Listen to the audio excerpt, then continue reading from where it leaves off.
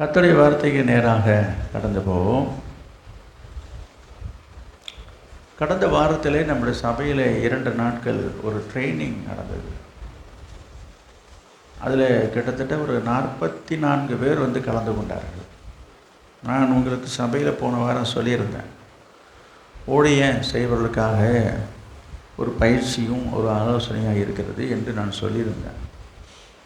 அதில் ஊழியம் செய்கிறேன் என்று சொல்லுகிற அநேகர் வரல. ஊழியம் செய்கிறேன்னு சொல்கிறாங்க, நாங்களாம் ஊழியம் செய்கிறோன்றாங்க, வரல. எனவே ஊழியம் செய்தவர்களும் செய்யாதவர்களும் ஒரு சிலரும், ஊழியம் செய்யக்கூடியவர்களும் ஆர்வம் உள்ளவர்களும் வந்தார்கள். வந்த அனைவருக்கும் அது ரொம்ப பிரயோஜனமாக இருந்தது. நிறைய பேர் சாட்சி சொன்னார்கள். இன்றைக்கு அது சாட்சி சொல்லியிருக்கலாம், அதுக்கான சந்தர்ப்பம் இல்லை. கர்த்தருக்கு சித்தமானால் அவரை நான் சொல்ல கேட்போம். அது ஒரு ரொம்ப பிரயோஜனமான விஷயம். நான் குறிப்பாக சொல்கிறது ஊழிய ஈடுபாடு உள்ள ஆர்வம் அக்கறை உள்ளவர்களை பற்றி நான் சொல்லுகிறேன். அவர்களுக்கு அது பிரயோஜனமாக இருந்தது. அதை பற்றி நிறைய சொல்லலும். அதனுடைய தாக்கம் என்று சொல்லலாம், அதனுடைய ரிஃப்ளெக்ஷன், அதனுடைய பிரதிபலிப்பாக கூட இருக்கலாம். சபையிலே உள்ள அனைவருக்குமே என்னை கேட்டால் அது ஊழியம் செய்கிறதை விட சபையார் அனைவருக்குமே அது அவசியம் என்பது தான் என்னுடைய கருத்து. நான் பல மாதங்களாக பல வாரங்களாக நம்முடைய சபையிலே கொடுக்கப்பட்ட செய்தியினுடைய அடிப்படையில் தான் அந்த ஆலோசனையும் இருந்தது என்பதை அநேகர் அறிவார்கள். இருப்பினும் அவர்கள் மூலமாக அதை சொல்ல கேட்பது நன்றாகவும் இருந்தது, அது பிரயோஜனமாக இருந்தது என்பதில் சந்தேகம் இல்லை. எனவே இன்றைக்கு இந்த நாளிலே, இன்றைக்கு இந்த வாரத்திலே உங்களுக்கு செய்தி கொடுக்க வேண்டும் என்பதற்காக செபித்த வேலையிலே ஜபத்தோடு இருக்கும் பொழுது பிரயோஜனமான செய்தியை கொடுக்கணுமே, உங்களுக்கு பிரயோஜனமானதை கொடுக்கணுன்றது தான் இப்பொழுது என்னுடைய விருப்பமாக இருக்கும். கர்த்தருடைய கிருபையினாலே நான் தாழ்மையாக சொல்லிக்கிறது என்னென்னா, உண்மையாக சொல்கிறேன், அது பெருமைக்கு இல்லை, பெருமையாகவும் நினைக்கிறதும் கிடையாது. ஆனால் ஆண்டவர் எனக்கு கொடுத்த ஒரு கிருபை, எந்த இடத்துலையும் எந்த நேரத்திலையும் எந்த சூழ்நிலையிலையும் ஏதாவது ஒரு வசனத்தை எடுத்து ஒரு 10 நிமிஷமோ அரை மணி நேரமோ ஏதாவது ஒரு வசனத்தை எடுத்து பேசுங்கன்னா பேசுவதற்கு வேண்டிய கிருபையை கர்த்தர் எனக்கு கொடுத்துருக்கிறார். நான் ரொம்ப திறமைசாலின்னு சொல்ல வரல, கவனிங்க. பேசிடலாம், ஒன்றும் பெரிய கஷ்டம் இல்லை. அது ஒரு கிருபை. என்ன சின்னத்தில் நாம் என்ன செய்யணும்னு ஒரு பயம் எனக்கு இருக்கும். ஆனால் அதையும் சொல்கிறேன், அப்படிலாம் இருந்தாலும் கூட ஏதாவது ஒன்று சொல்லிட்டு போகலாம் அப்படின்றது என் மனசுக்கு எப்போதுமே வராது. எங்கள் வீட்டில் கூட தினமும் சமைக்கிறதுக்கு முந்தைய இன்றைக்கி என்ன குழம்பு வைக்கிறதுன்னு கேட்பாங்க. நான் உண்மையாக சொல்கிறேன், என்னைக்கு என்னால் மெனு போட்டு கேட்டு சாப்பிட்ற பழக்கம் எனக்கு கிடையாது. அவங்களுடைய பழக்கம் அது. நான் என்ன சொல்வேன், என்ன இருக்குதோ அதை வச்சு செய்ய அப்படின்றோம். எனக்கு இன்னது வேணும் என்று நான் கேட்க மாட்டேன். எனக்கு சாம்பார் வேணும், காரக்குழம்பு வேணும் அப்படிலாம் நான் கேட்குறது கிடையாது. ஆனால் அவங்க என்ன வைக்கலாம் அப்படின்னு கேட்பாங்க. எதையாவது எதோ சாப்பிட்றதுக்கு சாப்பிட்ற மாதிரி வையன்றோம். அதுபோல் கவனிங்க, இன்றைக்கு நான் ஆலயத்தில் இந்த ஆராதனை நேரத்தில் என்னது எதையாவது ஒரு செய்தியை கொடுத்துட்டு போகிறதில்லை. அப்படி கொடுக்க முடியும். எதையாவது ஒரு செய்தியை கொடுன்னா இப்போ எதை குறித்து பேசலாம், ஏகப்பட்டது இருக்குது. இப்போ என்ன இதை சொல்கிறது அதை சொல்கிறேன், எனக்கு உங்களுக்கு பிரயோஜனமாக இருக்கணுமே என்பது தான் என்னுடைய விருப்பம். அதை தான் நான் சொல்ல வந்தேன். அப்போ ஆண்டவர் இந்த காரியத்தை உங்களுக்கு பிரயோஜனமாக, உங்கள் பிரயோஜனத்துக்காக, உங்களுக்கு பிரயோஜனமாக இருக்கும் என்று உங்கள் பிரயோஜனத்துக்காக இந்த காரியத்தை சொல்லும்படி சொன்னார். என்ன காரியம் என்று சொல்லி பார்த்தீங்கன்னா, அநேகர் இந்த நம்ம சபையில் இருக்க விசுவாசிகள் அநேகர் ரட்சிக்கப்பட்டு ஞானஸ்தானம் எடுத்து பல வருஷங்களாக இந்த சபையில் நீங்கள் விசுவாசிகளாக இருக்கீங்க. தொடர்ந்து சபைக்கு வர்றீங்க, ஆராதனைக்கு வர்றீங்க, ஆலயத்துக்கு கர்த்தருக்கு ஊழியம் செய்கிறீங்க, ஆண்டவருக்காக நிறைய காரியங்கள் செய்கிறீங்க, கொடுக்குறீங்க, காணிக்கை கொடுக்குறீங்க, சில நேரம் நல்ல தர்ம காரியங்கள்லாம் செய்கிறீங்க. எவ்வளோ நல்ல காரியங்களை செய்கிறீங்க ஆண்டவருக்காக என்று சொல்லி ஏதோ உங்களால் முடிந்ததை எல்லோரும் நல்லா செய்கிறீங்க, உற்சாகமாக ஆண்டவரை தேடி வரீங்க, போகிறீங்க. ஆனாலும் அநேகருடைய வாழ்க்கையில், விசுவாசிகளுடைய வாழ்க்கையில், அது ஊழியம் செய்கிறவங்களாக இருந்தாலும் சரி, ஊழியம் செய்யாத ஒரு சாதாரண விசுவாசியாக இருந்தாலும் சரி, புதிய விசுவாசியாக இருந்தாலும் சரி, 10-20 வருஷமாக வந்துட்டு இருக்கிற விசுவாசியாக இருந்தாலும் சரி, அவர் வாழ்க்கையிலையும் சரி, அவங்க குடும்பத்துலேயும் சரி, பலவிதமான பிரச்சனைகளிலிருந்து ஒரு விடுதலை இல்லாமல் அநேகர் இன்றைக்கு வாழ்ந்து கொண்டிருக்கீங்க. இந்த சபையில் உள்ளவங்க நான் சொல்கிறேன், அநேகருக்கு அநேக காரியங்களிலிருந்து விடுதலை இல்லை. ஒரு சிலருக்கு நீண்ட காலமாகவே சுகம் இல்லாமல், வியாதியிலேருந்து சுகம் இல்லை, ஒரு நல்ல ஆரோக்கியமாக சுகமாக இருக்குன்னு சொல்ல முடியல, எப்போ பார்த்தாலும் உடம்பு சரியில்லைன்னு சொல்லுகிற ஒரு விடுதலை இல்லாத ஒரு நிலைமை. இன்னும் சிலருக்கு கடன் பிரச்சனைகள், எப்போ தொடங்கினாங்களும் தெரியலையே, இன்னும் ஒரு கடனை அடைச்சா அடுத்த கடன், ஒரு கடன் முடிஞ்சது இன்னொரு கடன், அடுத்தது என்று சொல்லி இன்னும் கடனிலேயே வாழ்ந்துட்டு இருக்கிற நிறைய பேர் இருக்கிறாங்க. ஒரு லோன் க்ளோஸ் பண்ணிட்டாங்கன்னா அடுத்த உடனே லோன் அப்ளை பண்ணுறாங்க. அவங்க வாழ்நாள் பூரா கடன்காரனாகவே வாழ்ந்துட்டு இருக்கிறாங்க. சரீரத்தில் வியாதி, குடும்பத்தில் பிரச்சனை, தீராத பிரச்சனைகள், பிள்ளைகள் மத்தியில் சொல்லிக்கொள்ள முடியாத அநேக விதமான ஒரு கட்டுகள், பிசாசின் கட்டுகள், பில்லிசுனி கட்டுகள், செய்வன கட்டுகள், மாந்திரிகள் என்று சொல்லக்கூடிய பலவிதமான பிரச்சனைகளுக்குள்ளாக இன்னும் சிலர் பாவத்திலிருந்து விடுதலை இல்லாமல் இருக்கிறாங்க. பாவ பழக்க வழக்கத்திலிருந்து, அவங்களுடைய சுவாபங்கள்லேருந்து ஒரு மாற்றம் இல்லை, விடுதலை இல்லை, அதில் ஒரு விடுதலை இல்லாமல் இருக்கிறாங்க. இப்படி எண்ணற்ற நபர்கள் ஒவ்வொருத்தரும் ஒவ்வொரு விதமான காரியங்களிலிருந்து ஒரு விடுதலை இல்லாமையே ஆண்டவருக்குள்ளே வாழ்ந்துட்டுருக்குறாங்க. ஆண்டவரை பின்பற்றி கொண்டு இருக்கிறாங்க, விசுவாசிக்கிறாங்க, விசுவாசியாக இருக்கிறாங்க, நல்லா ஜெபிக்கிறாங்க, அதுக்காக ஆண்டவரை இவங்க மறுத்திடலை, ஆண்டவரை நேசிக்கிறாங்க, ஆனாலும் அப்படி வாழ்ந்துட்டுருக்கிறாங்க. இதை தான் ஆண்டவர் எனக்கு உணர்த்தினார். என்னது இப்படி வாழ்ந்து கொடுறாங்க. இதனுடைய அடிப்படையில் தான் அன்றைக்கு ஒரு சிலருக்கு அன்றைக்கு அந்த ட்ரைனிங்லேயும் அந்த சில காரியங்களை அவர்கள் சொன்னார்கள். வராது நிறைய பேருக்கு அந்த காரியங்களையும், வந்தவருக்கு எந்த அளவுக்கு முழுசாக அது புரிஞ்சிருக்கும் என்று சொல்லல, ஒரு சிலருக்கு அது நன்றாக விளங்கி இருக்கக்கூடும். எனவே இந்த காரியங்களிலிருந்து விடுபடுவதற்கான வழிமுறை என்ன? ஏன் அவருக்கு இன்னும் விடுதலை இல்லை? ஏன் அவர்கள் இன்னும் விடுவிக்கப்படவில்லை? ஏன் இன்னும் ஆண்டவரிடத்தில் வந்தும் இன்னும் ஏன் அவர்கள் பிரச்சனைகளுக்குள்ள, பாடுகளுக்குள்ள, கஷ்டத்துக்குள்ள, நிந்தைக்குள்ள, கண்ணீருக்குள்ள, கவலைக்குள்ள, வியாதிக்குள்ள, இன்னும் ஒரு பிசாசுடைய கிரியைக்குள்ள ஏன் அவர்கள் இன்னும் சிக்கொண்டு இருக்கார்கள்? விசுவாசிகள் இன்றைக்கு விசுவாசி கேட்குறாங்க, அவிசுவாசியும் கேட்குறாங்க. நீ தான் இந்த கோயிலுக்கு போயிட்டுருக்க, ஏசுனாரியா இன்னும் பிரச்சனை தீர்க்கலை என்று கேட்குறாங்க என்று சொல்லி சில விசுவாசிகள் நினைக்கிறாங்க. ஏன் அவருக்கு விடுதலை இல்லை என்று சொல்லி பார்த்தா, அதுக்கு ஒரு வசனத்தை நான் உங்களுக்கு சொல்லணும். யோவான் எழுதின சுவிசேஷம் 8ஆம் அதிகாரம் 32வது வசனம். சத்தியத்தையும் அறிவீர்கள், சத்தியம் உங்களை விடுதலையாக்கும் என்றார். சத்தியம் உங்களை விடுதலையாக்கும். அப்போ இன்றைக்கு நிறைய பேருக்கு விடுதலை இல்லாமல் இருப்பதற்கான காரணம் என்னவென்று சொல்லி பார்த்தால், அங்கே இயேசு சொன்ன வார்த்தை தான் நான் உங்களுக்கு சொல்கிறேன். இயேசு தானே சொல்கிறாரு, இயேசு தானே அதை சொல்லுகிறார். என்ன சொல்கிறாரு?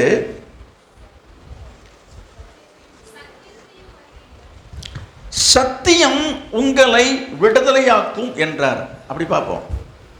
சத்தியம் விடுதலை இல்லாத, விடுதலை பெறாத, விடுவிக்கப்படாமல் இருக்கிறவர்களை பார்த்து கர்த்தர் இந்த கால வேளையிலே உங்களை பார்த்து சொல்கிற வார்த்தை என்ன என்று சொன்னால், சத்தியம் உங்களை விடுதலையாக்கும். விடுவிக்கப்படாமல், விடுதலை இல்லாமல் இருப்பவர்களை பார்த்து ஆண்டவர் இந்த கால வேளையிலே உங்களை பார்த்து என்ன சொல்கிறார்? இயேசு சொல்கிற வார்த்தை என்ன? சத்தியம் உங்களை விடுதலையாக்கும். அதை நான் கொஞ்சம் மாற்றி சொல்கிறேன். சத்தியமாக சொல்கிறேன், சத்தியம் உங்களை விடுதலையாக்கும். புரியலையா சொல்கிறது? சில நேரங்களிலே சில காரியங்களை உறுதிப்படுத்துவதற்காக சொல்கிறேன். சத்தியமாக சொல்கிறியா? நான் சொல்கிறேன், சத்தியமாக சொல்கிறேன், சத்தியம் உங்களை. எத்தனை பேர் நம்புறீங்க? உண்மை. ஏங்க சத்தியம்தான். அதுக்குன்னு நீங்கள் விடுற சத்தியம் இல்லை. அம்மா மேலே சத்தியம், அப்பா மேலே சத்தியம், பிள்ளை மேலே சத்தியம், அந்த சத்தியம் இல்லை. அப்போ சத்தியம் என்பது என்ன? சத்தியம் உங்களை விடுதலையாக்கும் என்று சொல்றாரு. அப்ப சத்தியம் என்பது என்ன? யோவான் எழுதின சுவிசேஷம் 14ஆம் அதிகாரம், அங்க இருக்குது பாருங்க, 14ஆம் அதிகாரம் 6வது வசனம். அதற்கு இயேசு, நானே வழியும் சத்தியமும் ஜீவனுமாய் இருக்கிறேன். போதும். சத்தியம்னா என்ன? இயேசு சொல்றாரு, நான் தான் சத்தியன்றார். இயேசு தான் சத்தியம். சத்தியம் உங்களை விடுதலையாக்கும். இங்க இயேசு சொல்றாரு, இயேசு தான் சத்தியம். இயேசுவே சொல்றாரு சத்தியம் உங்களை விடுதலையாக்கும். இன்னும் வேற யாரோ இருக்கிறது போல. ஆமா, இயேசுடைய வாயிலிருந்து புறப்பட்டு வருகிற வார்த்தைகள் அனைத்தும் சத்தியம். அதுக்கு பேர் தாங்க சத்தியம். வசனம் தான் சத்தியம். வேதமே சத்தியம். வேதம் தாங்க சத்தியம். வேத வசனங்கள் தான் சத்தியம்.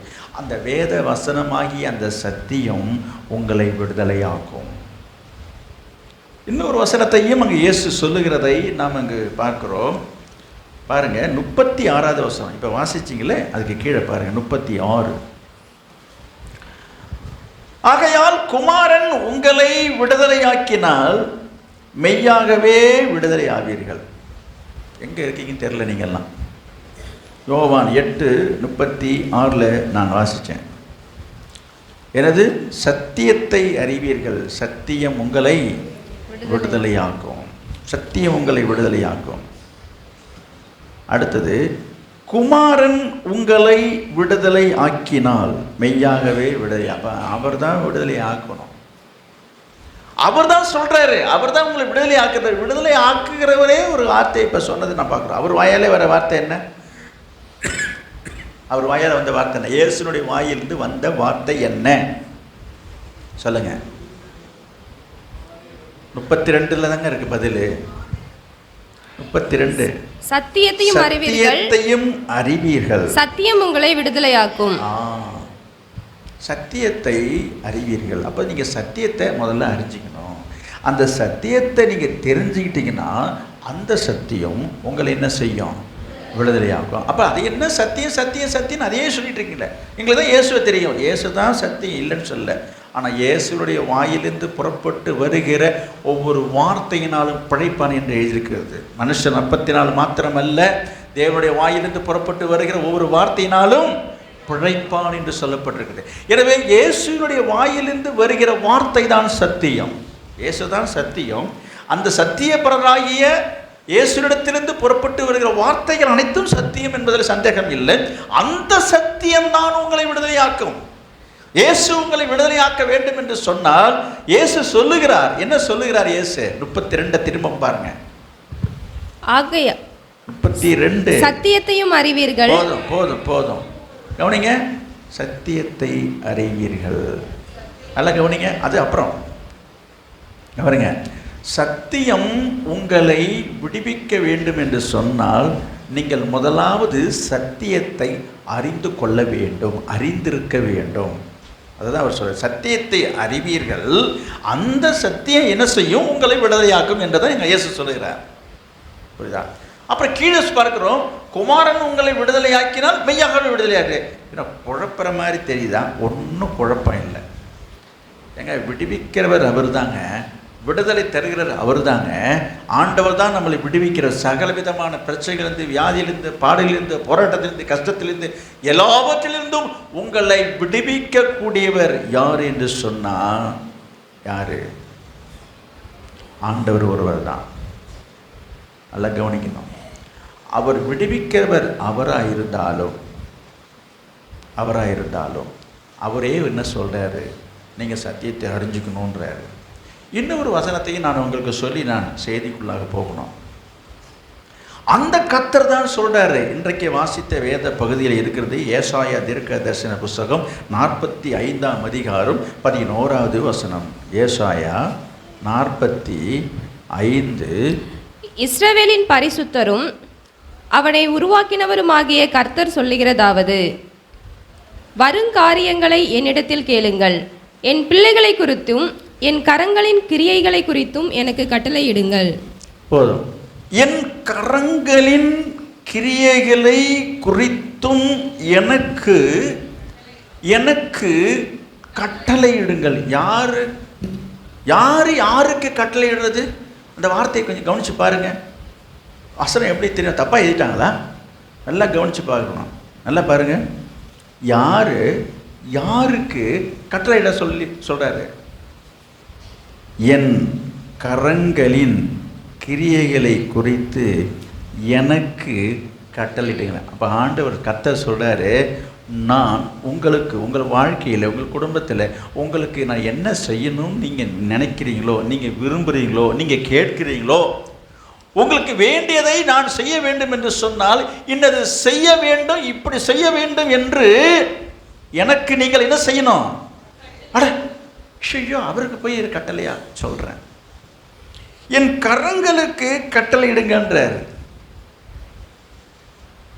செய்யறவர் அவர் தான், அவருடைய கை தான் செய்ய போகுது. அவர் சொல்றாரு, என்னுடைய கை தான் உங்களுக்கு செய்யும், என் கரங்களினால்தான் நான் உங்களை ஆசீர்வதிப்பேன்.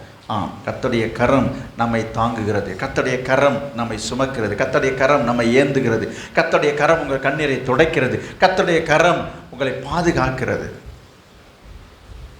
அந்த கர்த்தருடைய கரம் உங்களை ஆசீர்வதிக்கிறது. அந்த கரத்திற்கு கட்டளையிடணும். அவர் சொல்றாரு, இந்த கையால் நான் உங்களுக்கு இதை செய்யணும் என்று சொன்னால் நீங்கள் என்ன செய்யணும்?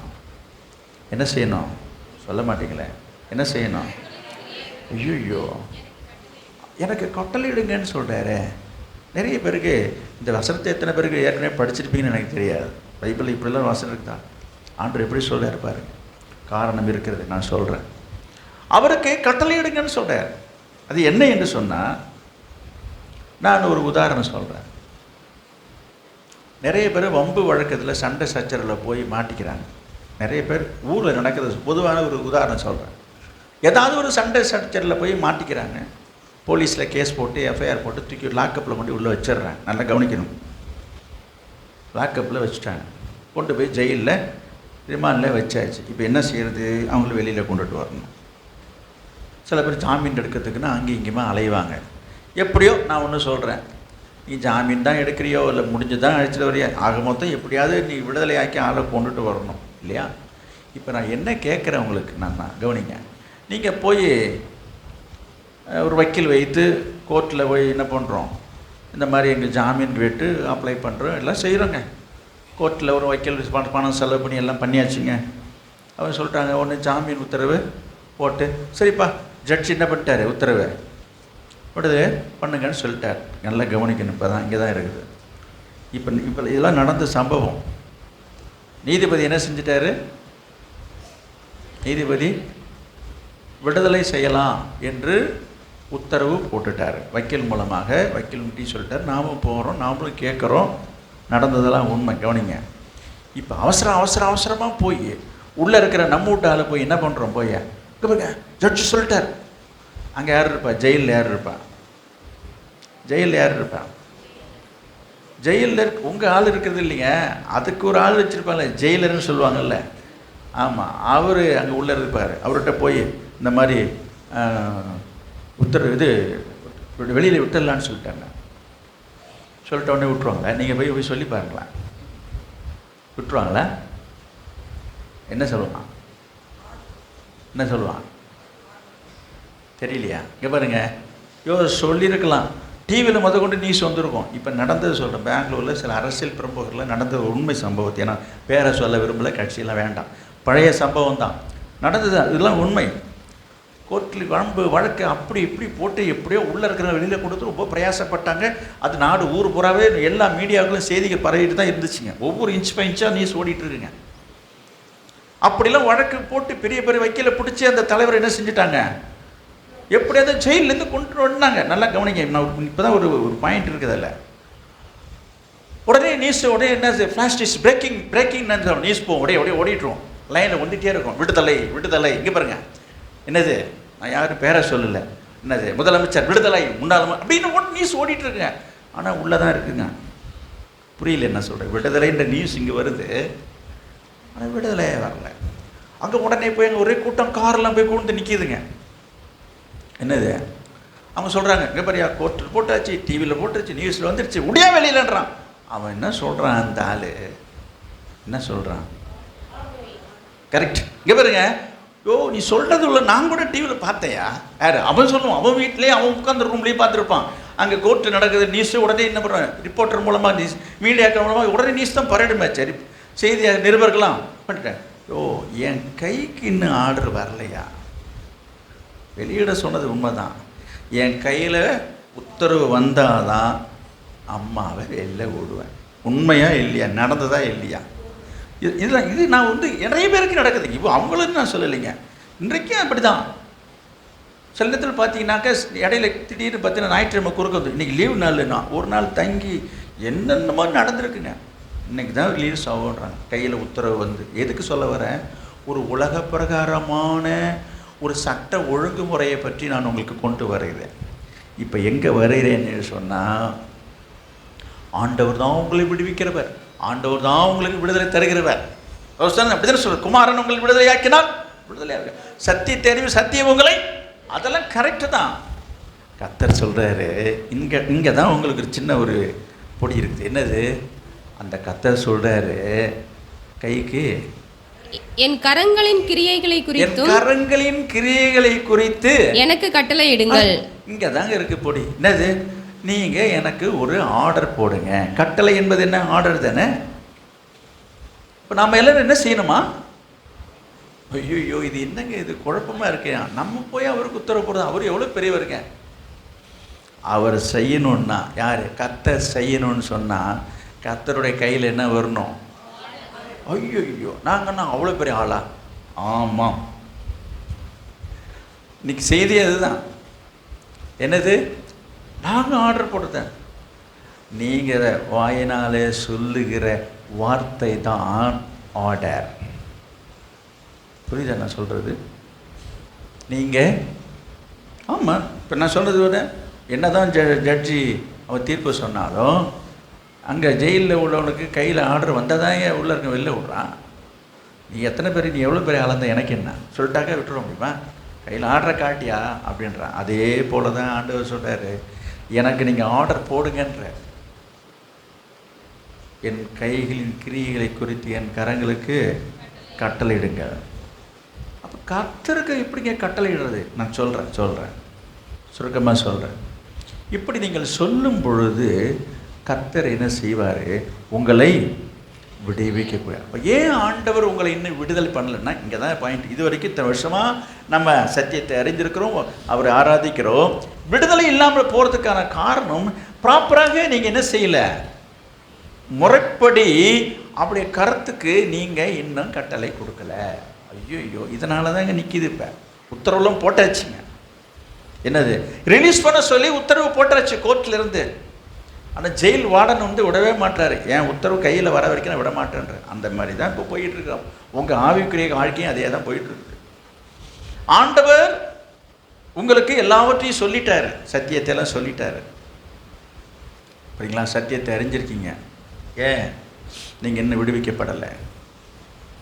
நான் நிறைய வசனங்கள் இருக்கிறது, எல்லாவற்றையும் சொல்வதற்கு நேரம் இல்லை. 5 வசனங்கள் மட்டும் நான் சொல்கிறேன். இது உங்கள் வாழ்க்கையிலே ஒரு மாறுதலையும் மாற்றத்தையும் கொண்டு வரும் என்பதில் சந்தேகம் இல்லை. ரோமருக்கு எழுதின நிருபம் 8ஆம் அதிகாரம், ரோமர் 8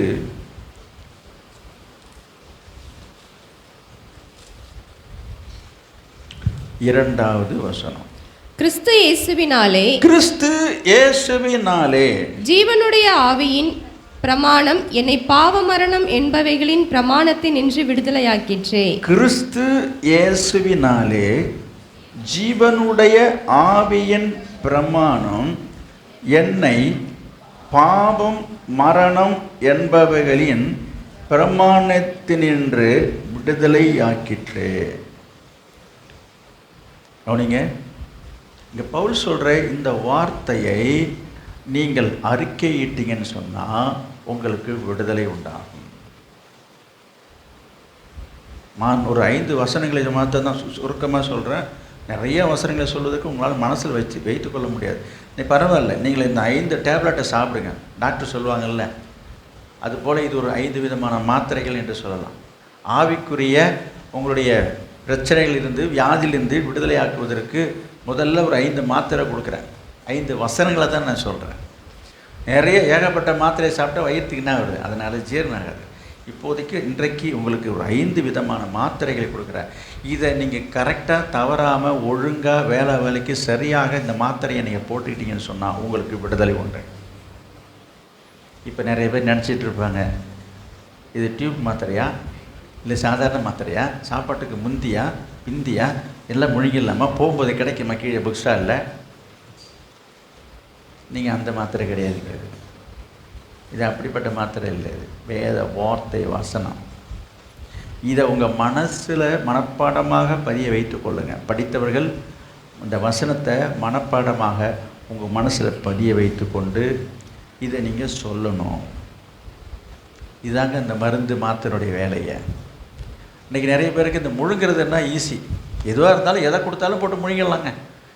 இதை என்னங்க நீங்கள் இதை சொல்லுங்கள் அதை சொல்லுங்கன்றீங்க. இதெல்லாம் எனக்கு சரிப்பட்டு வராதுங்க, எனக்கு படிக்க தெரியாதுங்க, எனக்கு சொல்ல வராதுங்க.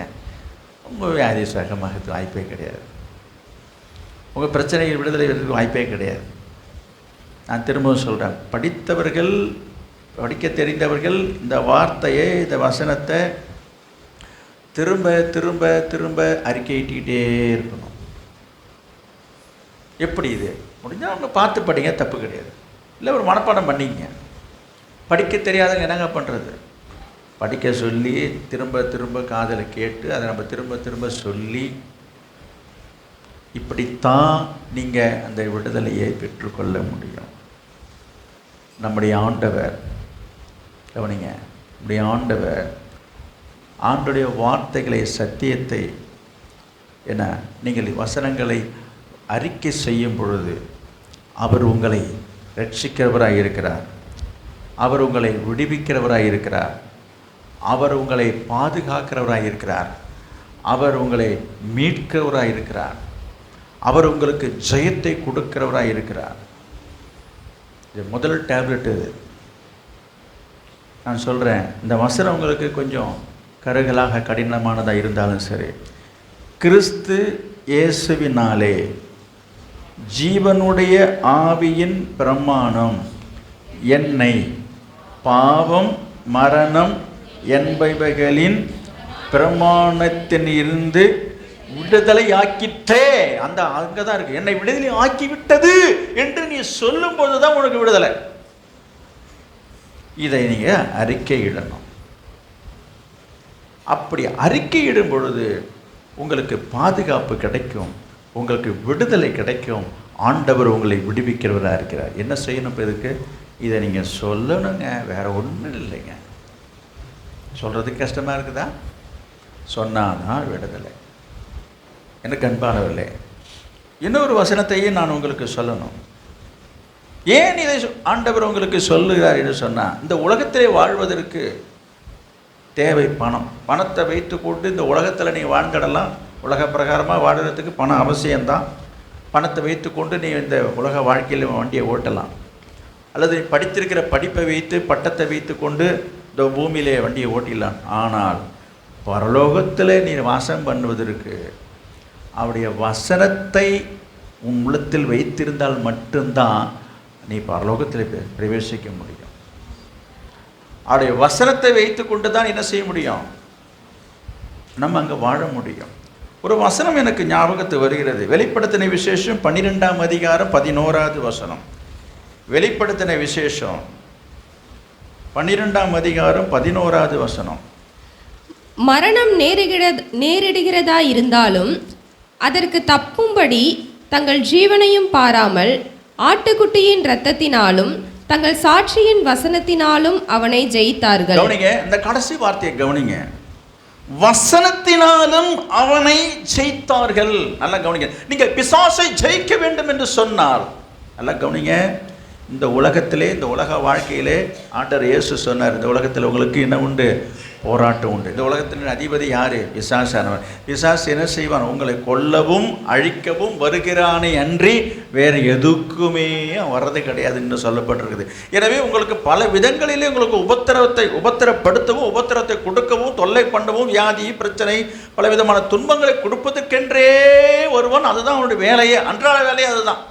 ஒன்று மாற்றி ஏதாவது உங்களுக்கு பிரச்சனை வந்துட்டு தானே இருக்குது வாழ்க்கையில். ஏதாவது ஒரு பிரச்சனை வந்து விடுதலை ஆகுனா பாருங்கள், ஒன்றும் இல்லை, ஒரு நம்ம ரொம்ப நாளாக வியாதியாக இருந்து ஒரு ட்ரீட்மெண்ட் எடுத்து இப்போ உடம்பு நல்லா ஆயிடுச்சுன்னு வச்சிங்களேன், அப்பா இப்போ தாங்க நல்லா அப்படின்னு நீங்கள் நினச்சிட்டு இருப்பீங்க. வேறு ஒரு புதுசாக ஒரு பிரச்சனை வந்து நிற்கும். அதாவது உங்கள் சரீரத்தில் பிரச்சனை இருக்காது. இப்போ சரீரம் நல்லா இருக்கும், உடம்பு நல்லா இருக்கும். பார்த்தீங்கன்னா வீட்டில் ஒரு பிரச்சனை வந்திருக்கும். அது உங்கள் பிள்ளையால் இருக்கலாம், இல்லை உங்கள் மனைவி மூலமாக இருக்கலாம், உங்கள் பையன் மூலமாக, யார் மூலமாக ஏதாவது ஒரு பிரச்சனை, ஏடா கூடமாக ஒரு சண்டையும் சச்சரவும், பக்கத்து வீட்டுக்காரங்க எதிர் வீட்டுக்காரங்க எதையாவது உங்களுக்கு ஒரு தலைவலி வந்துடும் பாருங்க. இது போன்ற ஒவ்வொரு காரியத்திலையும் நம்ம தாண்டி வரும்போது அப்பா இப்போ தாங்க அதுலேருந்து இந்த பிரச்சனை வீண்டு வந்து நீங்கள் நினச்சிட்டு இருப்பீங்க, வேறு புதுசாக வந்து நிற்கும். அப்போ என்ன சொல்ல வருகிறேன்? அனுதினமும் எப்பொழுதும் பிசாசு என்ன செய்திருக்காங்க உங்களுக்கு? ஒன்று மாற்றி எப்படியாயிரும் உங்களை தொல்லை கொடுத்துக்கிட்டே தான் இருப்பான். இதனால் இப்போ இதிலேருந்து நம்ம மீண்டு வரணும், இதை நம்ம ஜெயிக்கணும் என்று சொன்னால் எதனால் ஜெயிக்க முடியும்? அங்கே என்ன, இங்கே இப்போ என்ன படிச்சிங்க? வசனத்தினாலும் அவனை ஜெயித்தார்கள். அதை தான் நான் சொல்ல வந்தேன். எனவே ஆவிக்குரிய வாழ்க்கையிலே நீங்கள் ஜெயித்து ஜெயம் பெற்று வாழ வேண்டும் என்று சொன்னால் வேத வசனம் என்கிற சத்தியம் உங்கள் உள்ளத்திலே மனதிலே இருக்க வேண்டும். அதற்குத்தான் வேத வாசிக்கின்ற நிறைய பேர் வாசிக்கிறதே கிடையாது. வேத வசனம் தான் என்னது? சத்தியம். இந்த சத்தியம் தான் உங்களை என்ன செய்யும்? நான் படித்தனே, நீங்கள் படித்ததெல்லாம் சரிதான், படிச்சிருக்கிறதுலாம் சரிதான். நிறைய பேருக்கு சரியாக சில வசனங்கள் நிறைய தெரியும், நிறைய பேருக்கு நிறைய வசனம் தெரியும், நல்லது. ஏன் விடுதலை? நான் திரும்ப சொல்கிறேன், வசனம் உங்கள்கிட்ட இருக்குது தான், நிறைய வசனத்தை தெரிஞ்சு வச்சுருக்கீங்க. ஆனால் நீங்கள் என்ன செய்யலை? அதை பயன்படுத்தலை. என்ன பண்ணல? அந்த வசனத்தை பயன்படுத்தலை. உங்கள்கிட்ட இருந்துட்டா போதுமா? சொல்லுங்கள். இப்போ நிறைய பேருக்கு நான் இங்கே இருக்கிறவங்க ஒரு உதாரணம் சொல்கிறேன். உங்கள் வீட்டில் மூட்டையாக அரிசி இருக்குதுங்க, நல்லா கவனிங்க. மூட்டையாக அரிசி இருக்குது, அப்புறம் டப்பாவாக தோரம்பேர் இருக்குது, அப்புறம் பையாக காய்கறி இருக்குது. கொட்டிகிட்டே வாங்க, நிறைய நிறைய காய்கறி இருக்குது. ஃப்ரிட்ஜில் காய்கறி வச்சுருக்குறோம், எண்ணெய் இருக்குது, பருப்பு இருக்குது, எல்லாம் இருக்குதுங்க. சாப்பிட்றதுக்கு சோறு இல்லை. புரியல நம்ம சொல்கிறது? உங்கள் வீட்டில் எது இல்லை? எல்லாமே இருக்குது, ஆனால் சாப்பிட்றதுக்கு சாப்பாடு இல்லை. ஏன் இல்லை? உங்களுக்கு நான் சொல்கிறது புரியும்னு நினைக்கிறேன். ஏன் இருக்குது? என்ன செய்யலை? நீங்கள் சமைக்கலையே. இருந்து என்ன பிரயோஜனம்?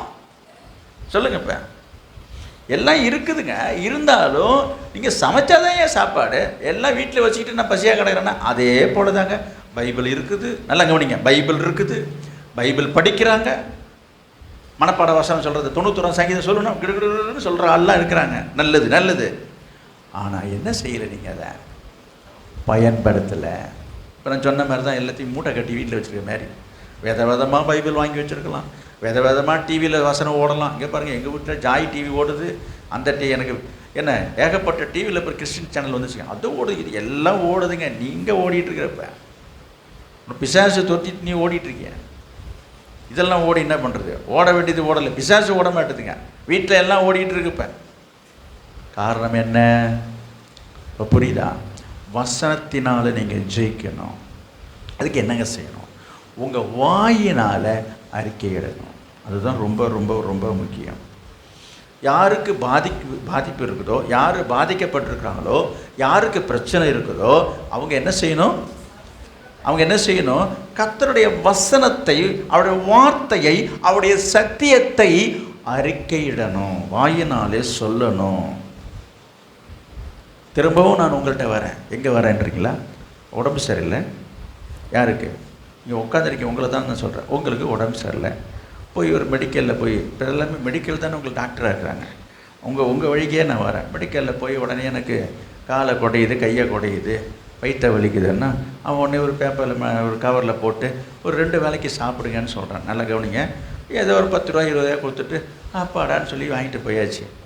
இப்போ இந்த மாத்திரையை யாருங்க சாப்பிட்ணும்? கொண்டுட்டு போய் அவங்க வந்தது அங்கேருந்து ஒரு பேரப்பில் ஓடி வருதுன்னு வச்சுங்க, உங்கள் பெரியவங்களை பார்த்து தான் சொல்கிறேன். உங்கள் வீட்டில் ஒரு பிள்ளை இருக்குது, ஐயோன்னு ஓடியே வருது, இந்தாடா தம்பி இதாண்டா நான் அடுப்பது வாங்கிட்டு வந்தேன்னு கொடுப்பீங்களா?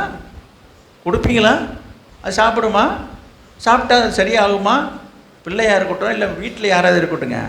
இப்போ வாங்கிட்டு போன அந்த மாத்திரையை யாருங்க சாப்பிடணும்? அதை சொல்லுங்கள் முதல்ல.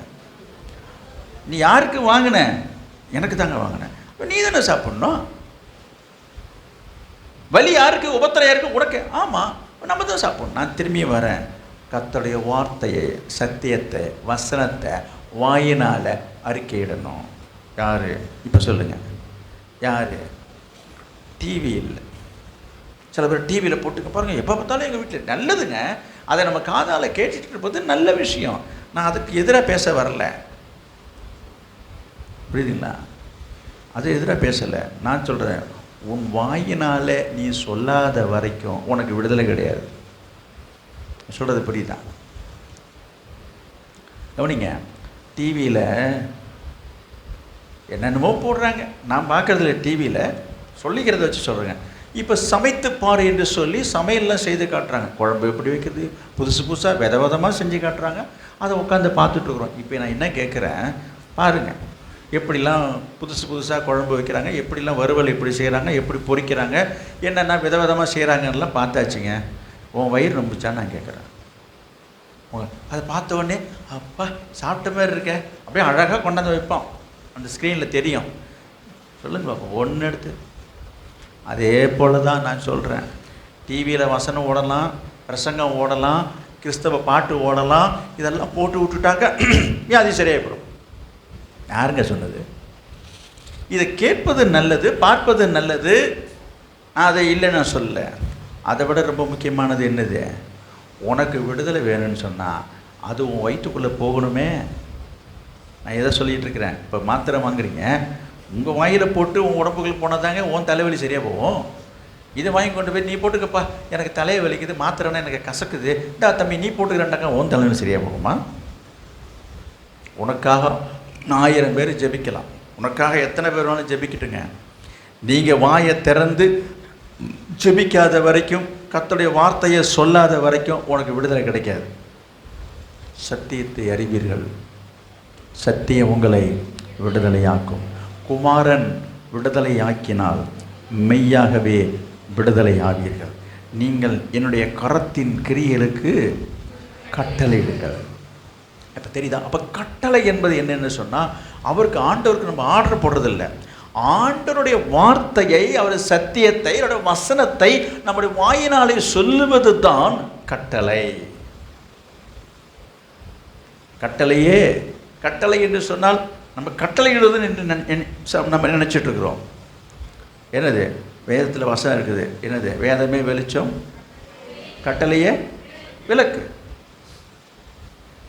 பழைய ஏற்பாட்டில் பார்க்குறோம், ஆண்டவர் மோசேக்கு என்ன கொடுத்ததாக பார்க்குறோம்? 10 கட்டளை.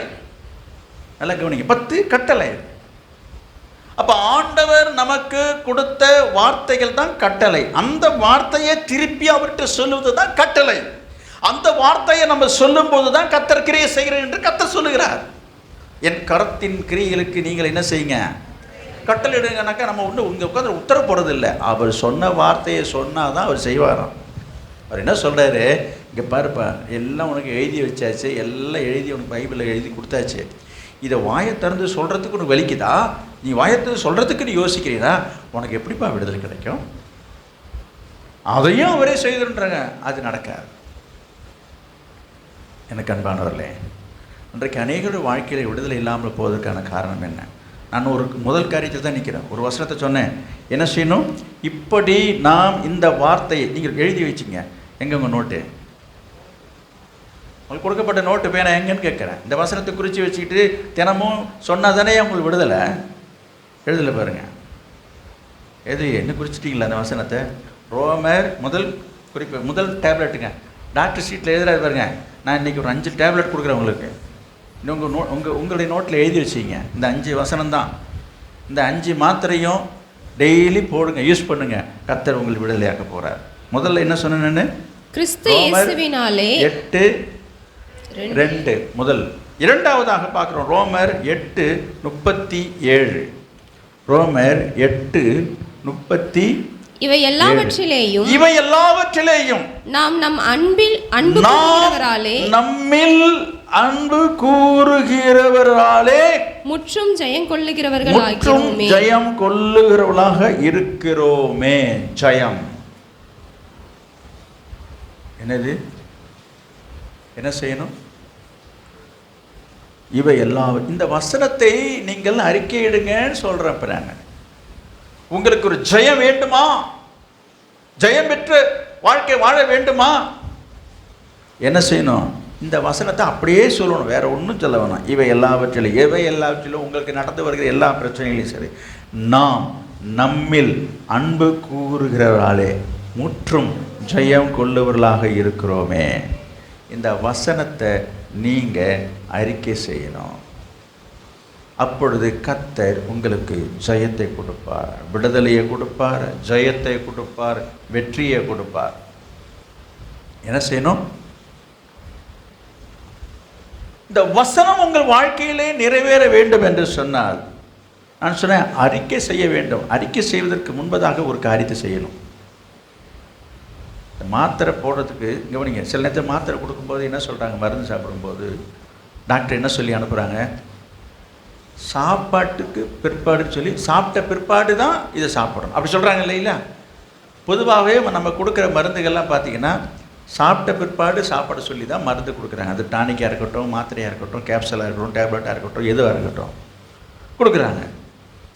சாப்பிடாமல் வெறும் வயிற்றில் போடக்கூடாது. அதே போல் கவனிங்க, இந்த வார்த்தையை, இந்த வசனத்தை நீங்கள் அறிக்கையிடுவதற்கு முன்பதாக நீங்கள் செய்ய வேண்டிய ஒரு காரியம் இருக்குது. என்னவென்று சொன்னால், உங்கள் பாவங்களை அறிக்கை என்று சொல்லும்போது பாவத்தை அறிக்கையிட வேண்டும். நீங்கள் செய்த உங்கள் பாவங்களை அறிக்கையிட வேண்டும். ஐயோ, நான் தான் எப்பயே அறிக்கையிட்டுட்டேனே, நல்லது. அதுக்கு அப்புறம் அறிக்கையிட்டதுக்கு பிற்பாடு இந்த நாள் வரைக்கும், இந்த நேரம் வரைக்கும் நீங்கள் எந்த ஒரு பாவமும் செய்யவில்லை என்று உங்களால் சொல்ல முடியுமா? சொல்லுவாங்க, நாங்களாம் அந்த ஞானசம் எடுக்கும்போது நாங்களாம் பாவத்தில் அறிக்கையிட்டு தாங்க ஞானசம் எடுத்துட்டோம், அப்புறம் என்னங்க புதுசாக இந்த அறிக்கையிட சொல்கிறீங்க அப்படின்னு சில பேர் நினைப்பாங்க. யோவான் 1 யோவான் 1:8 இப்படி எழுதியிருக்கிறது. 1 யோவான் 1:8 பாருங்க, நமக்கு பாவம் இல்லை என்போமாகில் நம்மை நாமே வஞ்சிக்கிறவர்களாய் இருப்போம்.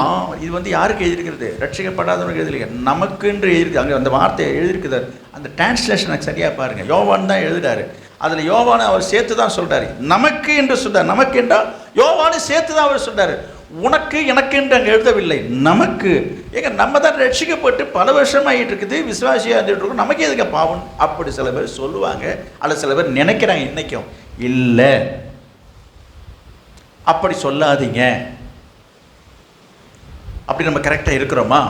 யாக்கோபு 3:2 என்ன சொல்கிறது? யாக்கோபு எழுதின நிருபம் 3 அங்கே என்ன பார்க்குறோம்? 2 நாம் எல்லாரும் கவனிங்க, நாம் எல்லாரும் இங்க உட்கார்ந்திருக்க அத்தனை பேர் தான் சொல்றோம். நாம் எல்லாரும் அநேக விஷயங்களில் தவறுகிறோம். போதும். எல்லாருமே ஏதாவது எந்த விஷயத்துல எட்டையாவது எப்பவாவது ஏதாயிரம் ஒன்றில் என்ன பண்ணிக்கலாம், ஏதாவது தப்பு பண்ணிடுறாங்க. எரர் இஸ் ஹியூமன் சொல்லுவாங்க. தவறு செய்வது மனிதர்கள். அதுக்காக தவறு செய்துகிட்டே இருக்கக்கூடாது. நம்ம என்னாதையும் அதை தான் யோவான் எழுதுறாரு, நமக்கு பாவம் இல்லை என்று சொல்லுவோமாகில் நம்மை நாமே வஞ்சிக்கிறவர்களாக இருக்கிறோம். சும்மா இல்லைன்னு போய் சொல்லிட்டு இருக்கக்கூடாது. நம்ம பாவத்தெல்லாம் அறிக்கிட்டோம். அப்போ என்ன சொல்ல வரேன்னா, முதலாவது நம்ம அவ்வப்போது செய்கிற பாவங்களை அறிக்கணும். அதுக்காக சாவர வரைக்கும் பாவ அறிக்கை பண்ணிகிட்டு இருக்கக்கூடாது, பாவம் செஞ்சுக்கிட்டே இருக்கக்கூடாது, பாவத்தை அறிக்கையிடணும்னு நீங்கள் நினைக்கவும் கூடாது. அவ்வப்போது நம்மளை அறியாமல் செய்கிற தவறுகளை, குற்றங்களை என்ன செய்யணும்? அறிக்கை செய்யணும். அறிக்கை செய்வதனால என்ன நடக்கும்? பாவத்தை அறிக்கை செய்யும் பொழுது ஆண்டவர் உங்கள் பாவங்களை மன்னிக்கிறவராக இருக்கிறார். அப்போ மன்னிப்பை நம்ம பெற்றுக்கொள்கிறோம். இந்த பாவ அறிக்கை உங்களுக்கு மன்னிப்பை ஆண்டவரிடத்திலிருந்து கொண்டு வரும். நீ பாவத்தை அறிக்கையிடாமல் இருந்தால் ஆண்டவர் உன்னை மன்னிக்க மாட்டார். ஆண்டவர் உன்னை மன்னிக்கலன்னு சொல்லும்போது அது சாபமாக முடியும். அந்த சாபம் என்னத்தை கொண்டு வரும்? வியாதியை கொண்டு வரும், வியாகுலத்தை கொண்டு வரும், வேதனையை கொண்டு வரும். இது தாங்க வாழ்க்கையில் பிரச்சனை. இது தெரியாமல் தான் என்ன பண்ணுறாங்க, நீங்கள் எங்கெங்கேயோ பணத்தை தூக்கிட்டு ஓடுறாங்க. எப்படியாவது இந்த பிரச்சனை நீ எங்கே போனாலும் தீராது. இன்றைக்கி இந்த காரியம் சில பேருக்கு புரியலைங்க. இதை இயேசு கோயிலுக்கு போனால் எல்லாம் தீர்ந்துடும் தான் சொன்னாங்க, சொல்கிறாங்க, போயிட்டு இருக்காங்க, வந்துட்டு இருக்காங்க, நானும் இங்கே வந்துட்டு போயிட்டு தான் இருக்கிறேன், என்னங்க இது அப்படின்னு கேட்டாங்கன்னா, இது தாங்க இப்போ சொல்லிகிட்டு இருக்கிறாங்கன்னா இது தாங்க வழிமுறை. இது தெரியாமல், இது புரியாமல் என்ன நினைக்கிறாங்கன்னா, ஏதோ ஒரு பாட்டில் ஒரு தண்ணியோ ஒரு எண்ணெயோ கொண்டாந்து வச்சு அவங்க ஏதோ ஓதி கொடுத்துருவாங்க, இதை கொண்டுட்டு போய் வச்சுக்கிட்டுனாக்கா எல்லாம் கார்த்திகை அடுப்பு மீடெல்லாம் போயிட்டுட்டாங்க. ஒன்றும் போகாது, ஒன்றும் நடக்காது. இது புரிய மாட்டேது. அதேமாரி இதை இப்போ பேசிகிட்டு இருக்கிறோம் வசனத்தை எடுத்து, இது சில பேருக்கு விளங்காது. எப்போ முடியும் இவர் எப்போ முடிப்பார்? இவர் என்னமோ பக்கம் பக்கமாக புரட்டிட்டு என்னமோ பேசிட்டு ஒன்றும் புரிய மாட்டேது. நானே வயிற்று வலியோடு வந்து உட்காந்துருக்கிறேன், எனக்கு ஒரு தலைவலியாக இருந்துகிட்ருக்குது, எனக்கு முதுகு வலியாக இருந்துகிட்ருக்குது. நான் அதுக்கு தான் வந்தேன். எப்போ ஜபம் பண்ணுவார் இவர்? முடிஞ்சதுக்கப்புறமே இந்த பாட்டில் கொண்டு போய் கொடுக்கலாம், ஒன்றும் நடக்காது. கவனிங்க, இது உங்களுக்கு அவசியம் இல்லாத, காரணம் இல்லாமல், சம்பந்தம் இல்லாத ஒன்றை இங்கே சொல்லி இங்கே நேரத்தை பொழுது போக்கி கொண்டிருக்கவில்லை. ஞாபகத்தை வச்சுங்க. ஒவ்வொருத்தருக்கும் ஒரு பிரச்சனை இருக்குதுங்க. உங்கள் பிரச்சனைக்கான தீர்வை தான் ஆண்டவர் ஆவியானவர் இன்றைக்கு இந்த இந்த நேரத்தில், இந்த வேலையிலே, இந்த வசனத்தின் மூலமாக உங்களோட பேசி கொண்டிருக்கிறார். நான் வியாதியை மட்டும் நான் சொல்லவில்லை, எந்த பிரச்சனையாக இருக்கட்டுங்க, எல்லாவற்றுக்கும் தீர்வு, முடிவு இயேசுவால தான். உடனே அவர் கொடுத்துருவார். அவர் எப்படி கொடுப்பாரு? அவர் தான் சொல்கிறாரு, எனக்கு நீங்கள் கட்டளையிடுங்கன்னு. நீங்கள் படிச்சிங்களா இல்லையா? எனக்கு நீங்கள் கட்டளையிடுங்கன்றாரு. நம்ம என்ன, ஐயோ நீங்கள் பெரியவங்க சாமி, நாங்கள் என்னங்கன்னு சொல்லி ரொம்ப இங்கே போய் அடக்கம் தாழ்மையெல்லாம் காட்டிட்டீங்கன்னாக்கா ஒன்றும் நடக்காது. கட்டளை என்று சொன்னால் அதிகாரம் பண்ணுறதில்ல, ஆண்டவரிடத்துல இந்த வசனத்தை அறிக்கையிடணும். இந்த வசனத்தை நாம் அறிக்கையிடும் பொழுது ஆவியானவர் கிரியை செய்ய ஆரம்பிச்சிருவார். இதை நீங்கள் சொல்ல சொல்ல சொல்ல சொல்ல என்னது, உங்கள் வாழ்க்கையில் இருக்கிற பிரச்சனைகள் உங்களை விட்டு ஆகணும். இதுதான் உண்மை, இதுதான் சத்தியம். அதை தான் இயேசு சொல்கிறார், சத்தியம் உங்களை விடுதலையாக்கும். இப்படி ஒரு விடுதலையை பெற்றுக்கொள்ள தெரியாமல் தான், வகை தெரியாமல் தான் இன்றைக்கி நிறைய பேர் முடிவு போடலாமா, தாயத்து போடலாமா, மந்திரம் பண்ணலாமா, என்னது சாவ கோழியை கொடுக்கலாமா, அந்த கோழியை கொடுக்கலாமா, நீ என்ன வேணாலும் கொடுத்தாலும் ஒன்றும் நடக்காது. அழகான முறை, லகுவான முறை, இலவசமான முறை, எளிய முறை. ஆனால் நிறைய பேருக்கு இது கஷ்டமாக இருக்கும். ஏன்? என்னமோ படிக்கணுன்றாரு, என்னமோ சொல்லணுன்றாரு. ஆமாம், இதில் என்ன இருக்குது தவறு? சொல்லணும். இதுதான் இருக்குது தீர்வு. உங்கள் பிரச்சனைகளுக்கு தீர்வு இங்கே தான் இருக்குது. நான் சொல்கிறேன், ரட்சிக்கப்பட்ட விசுவாசியாக இருந்தாலும் சரி. சார் என்ன சொன்னேன்? நம்முடைய பாவங்களை அறிக்கையிட்டால் நம்முடைய பாவத்தை ஆண்டவர் மன்னிக்கிறார். அடுத்ததாக என்ன செய்யணும்னா, விசுவாச அறிக்கை. முதலாவது பாவத்தை அறிக்கையிடும் போது, பாவங்கள் மன்னிக்கப்பட்ட பிற்பாடு நம்ம என்ன செய்யணும்? இந்த வசனத்தை, இப்போ நம்ம வாசிச்சுட்டு இருக்கிறோமே, இந்த வசனத்தை அறிக்கையிடுவது. விசுவாசத்தோடு நம்ம சொல்கிறோம். இப்போ நம்ம என்ன படித்தோம்? இப்போ ஒரு வசனம் படித்தோம் இல்லையா? என்ன வசனம் படித்தோம்? 8:37 இவை எல்லாவற்றிலையும் நாம் நம்மில் அன்பு கூறுகிறாலே முற்றும் ஜெயம் கொள்ளுவர்களாக இருக்கிறோமே. இதுதாங்க விசுவாச அறிக்கை. நம்ம ஒன்றுமே இப்போ ஜெயிக்கலை, நம்ம எதுவுமே ஜெயம் கொள்ளல தான். இதுதான் விசுவாசம். ஆனால் நம்ம அப்படி சொல்ல சொல்ல சொல்ல சொல்ல அது உங்கள் வாழ்க்கையில் நிறைவேறும். இதை உங்கள் வாயினால் சொல்லிக்கிட்டே இருக்கணும். எத்தனை தடவை சொல்கிறதுங்க? எத்தனை தடவை சொல்கிறது? இதுக்கு லகுவாக வந்துடுச்சிக்கப்பேன் 1000 ஸ்தோத்திர பள்ளி, 500 ஸ்தோத்திரம் பள்ளி, என்னென்னமோ இருக்குது. புரியுதுங்களா? இதுக்கெல்லாம் கணக்கே கிடையாதுங்க. நாலு முழுக்க உன் பிரச்சனை தீர்ற வரைக்கும் சொல்லிகிட்டே இருக்கலாம், தப்பே கிடையாது. என்ன கேட்டால் இதுக்கெல்லாம் கணக்கு வழக்கு கிடையாதுங்க. இத்தனை முறையாக அத்தனை முறையெல்லாம் கிடையாது. உங்களுக்கு பிரச்சனை தீர்ற வரைக்கும் ராத்திரி பகலாக சொல்லிக்கிட்டே இருக்கலாம். சொல்ல சொல்ல சொல்ல என்ன கிடைக்கும்? விடுதலை கிடைக்கும். 3வது டேப்லெட் எழுதிங்க. பிலிப்பியர் 4ஆம் அதிகாரம், பிலிப்பியர் 4ஆம் அதிகாரம் 13வது வசனம். பிலிப்பியர் 4. நான் கொடுக்குறது கிறிஸ்துவினாலே. இந்த டேப்லெட்டை நீங்கள் எழுதி வச்சு தராங்க, நீங்கள் சாப்பிட முடியும். மனசுலேயே குறித்து வச்சுக்கிறீங்களா? உங்களுக்கு நோட்டு பேனாவும் கொடுத்தோமே, என்னாச்சு? இந்த வசனத்தை நீங்கள் குறித்து வைத்து கொண்டால் தான் அது உங்களுக்கு பிரயோஜனமாக இருக்கும். காதில் கேட்டுட்டு போனீங்கன்னா மறந்துடுவீங்க அந்த பக்கம் போன உடனே. பிலிப்பியர் 4ஆம் அதிகாரம் 13வது வசனம். என்னை பலப்படுத்துகிற கிறிஸ்துவினாலே எல்லாவற்றையும் செய்ய எனக்கு பலன் உண்டு. கேட்குறீங்களா? என்னை பலப்படுத்துகிற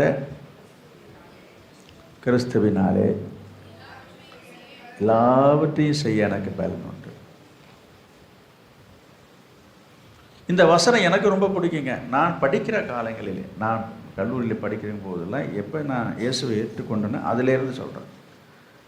அடிக்கடி இந்த வசனத்தை எனக்கு அப்போ நான் உங்களுக்கு போதித்ததை போல் எனக்கு அவர்கள் சொல்லிக் கொடுத்தாரு. நான் சொல்கிறேன், என்னை பலப்படுத்துகிற கிறிஸ்துவினாலே எல்லாவற்றையும் செய்ய.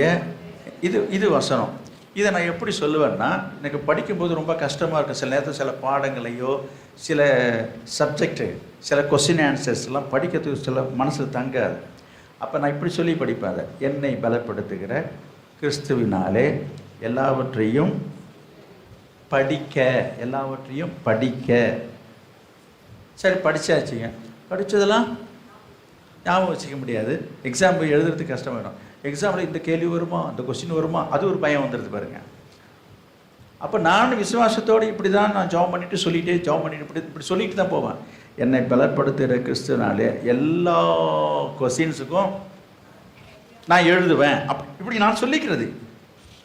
தெரிஞ்சதோ தெரியலையோ அப்படி தாங்க பிடிச்சி நான் எழுதிட்டு வந்தேன். நான் நிறைய பேருக்கு அதை தான் சொல்லிக் கொடுப்பேன். விசுவாச அறிக்கை நீங்கள் அப்படி சொல்லி பாருங்கள், செய்து பாருங்கள். உங்களுக்கு வெற்றி உண்டு, ஜெயம் உண்டு. என்னை பலப்படுத்துகிற கிறிஸ்துவினாலே எல்லாவற்றையும் செய்ய எனக்கு பலன் உண்டு. இன்றைக்கி நிறைய பேருக்கு பலனே இல்லாமல் உட்காந்துருக்கீங்க. கை காலில் பலம் இல்லை, சத்து இல்லை, தெம்பு இல்லை. உட்காந்தா எழுந்திருக்க முடியல, நிற்க முடியல, நடக்க முடியல, இடுப்பை வலிக்குது, முதுகு வலிக்குது, கழுத்தை வலிக்குது. ஐயோ நிறையா சொல்லிக்கிட்டே போகலாம். போயிருக்கோம். ஒவ்வொருத்தரும் கேட்டிங்கன்னா நிறையா சொல்லுவீங்க. இப்போ பலன் இல்லை. டாக்டர்கிட்ட போனால் உடனே அவர் என்ன சொல்லுவார், சத்து இல்லை. அவர் சொல்கிறது ஒன்று, சத்து இல்லை அப்படின்னு சொல்லி என்ன பண்ணுவார், உடனே ஒரு டீப்பை கொட்டி ஒரு பாட்டில் போட்டு அவங்கள்ட்ட ஒரு 1000-2000 கொடுத்துட்டாங்க. உடனே அவங்களுக்கு திருப்தி ஆகிடுது. என்னது, ஒரு ட்ரிப்பு ஏற்றிட்டு வர. நான் சொல்கிறேன், நீங்கள் போடுங்க, போடாமல் இருங்க, அது உங்கள் இஷ்டம். நான் வேண்டான்னு சொல்லலை. இப்போ நான் சொல்கிறது, டெய்லி போடுற ட்ரிப்பு இது இலவசமாக. அது காசு 1000, குறைஞ்சபட்சம் மினிமம் 1000 ரூபா இல்லாமல் அங்கே போக முடியாது. இங்கே ஒரே ₹1 பைசா செலவு இல்லாமல் இங்கே ஒரு ட்ரிப்பு இருக்குதுங்க. டெய்லி போட்டுருக்குது. என்னை பலப்படுத்துகிற கிறிஸ்துவினாலே எல்லாவற்றையும் செய்ய. இதை நீங்கள் சொல்லி மனப்பாடமாக சொல்லி நீங்கள் சொல்லி பாருங்கள். சொல்லிட்டு செய்து பாருங்கள். ஆண்டவர் எப்படி உங்கள் வாழ்க்கையில் கிரியை செய்கிறது. இது நீங்கள் சொல்லணும். எப்போ சொல்லணும்? எப்பொழுதும் சொல்லணும்.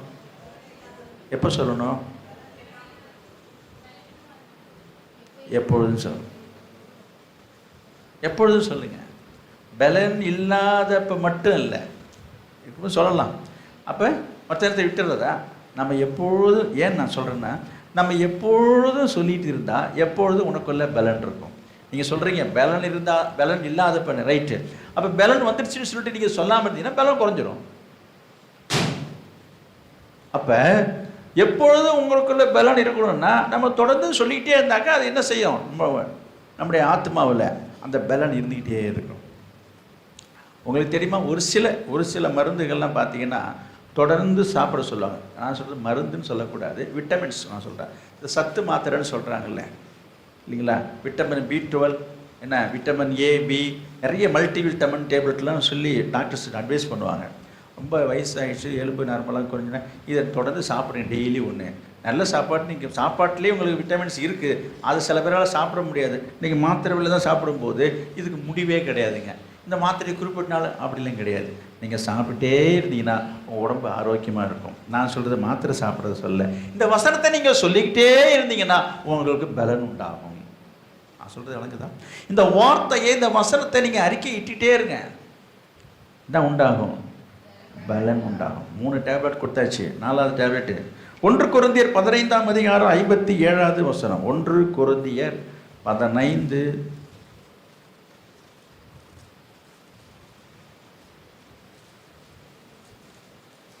57.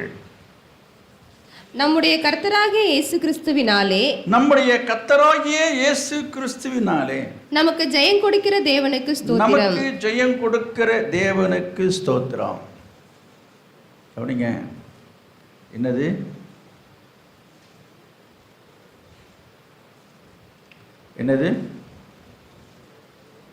ஜெயம் கொடுக்கிற தேவனுக்கு ஸ்தோத்திரம். ஜெயம் கொடுக்கிற தேவன். உங்கள் வாழ்க்கையில் எந்தெந்த காரியங்களில் உங்களுக்கு தோல்வினால் துவண்டு போயிருக்கீங்களா, சோர்ந்து போயிருக்கீங்களா? பரீட்சையிலையோ படிப்பிலையோ மற்ற காரியங்களில் எத்தனையோ சில பேர் காம்படிட்டிவ் எக்ஸாம் எழுதுவாங்க. ஐயோ 1 மார்க்கில் போயிடுச்சு 2 மார்க்கில் போயிடுச்சுன்றீங்க. நான் சொல்கிறேன், இந்த டேப்லெட்டை போட்டுட்டு போய் எக்ஸாம் எழுதுங்க. என்ன டேப்லெட் இது என்ன மாத்திரை? நம்முடைய கர்த்தராகிய இயேசு கிறிஸ்துவினாலே நமக்கு ஜெயம் கொடுக்கிற தேவனுக்கு ஸ்தோத்திரம். இதாங்க டேப்லெட். இதை நீங்கள் டெய்லி போட்டுக்கணும், தொடர்ந்து சொல்லணும். உன் வாழ்க்கை உனக்கு ஜெயந்தான். படிப்பில் ஜெயமா, பரீட்சையில் ஜெயமா, காம்படிட்டிவ் எக்ஸாமில் ஜெயம் பெறணுமா, வேலையில் ஜெயம் பெறணுமா? சிலர் சொல்கிறாங்க, ஐயோ இந்த பரீட்சை எனக்கு வேலை கிடைக்கணும்னு எதிர்பார்த்தேன், போயிடுச்சு. நான் சொல்கிறேன், ஜெயம் கொடுக்கிற தேவன் ஒருவர் இருக்கிறார். நீ இந்த டேப்லெட்டை போட்டுக்கிட்டு போய்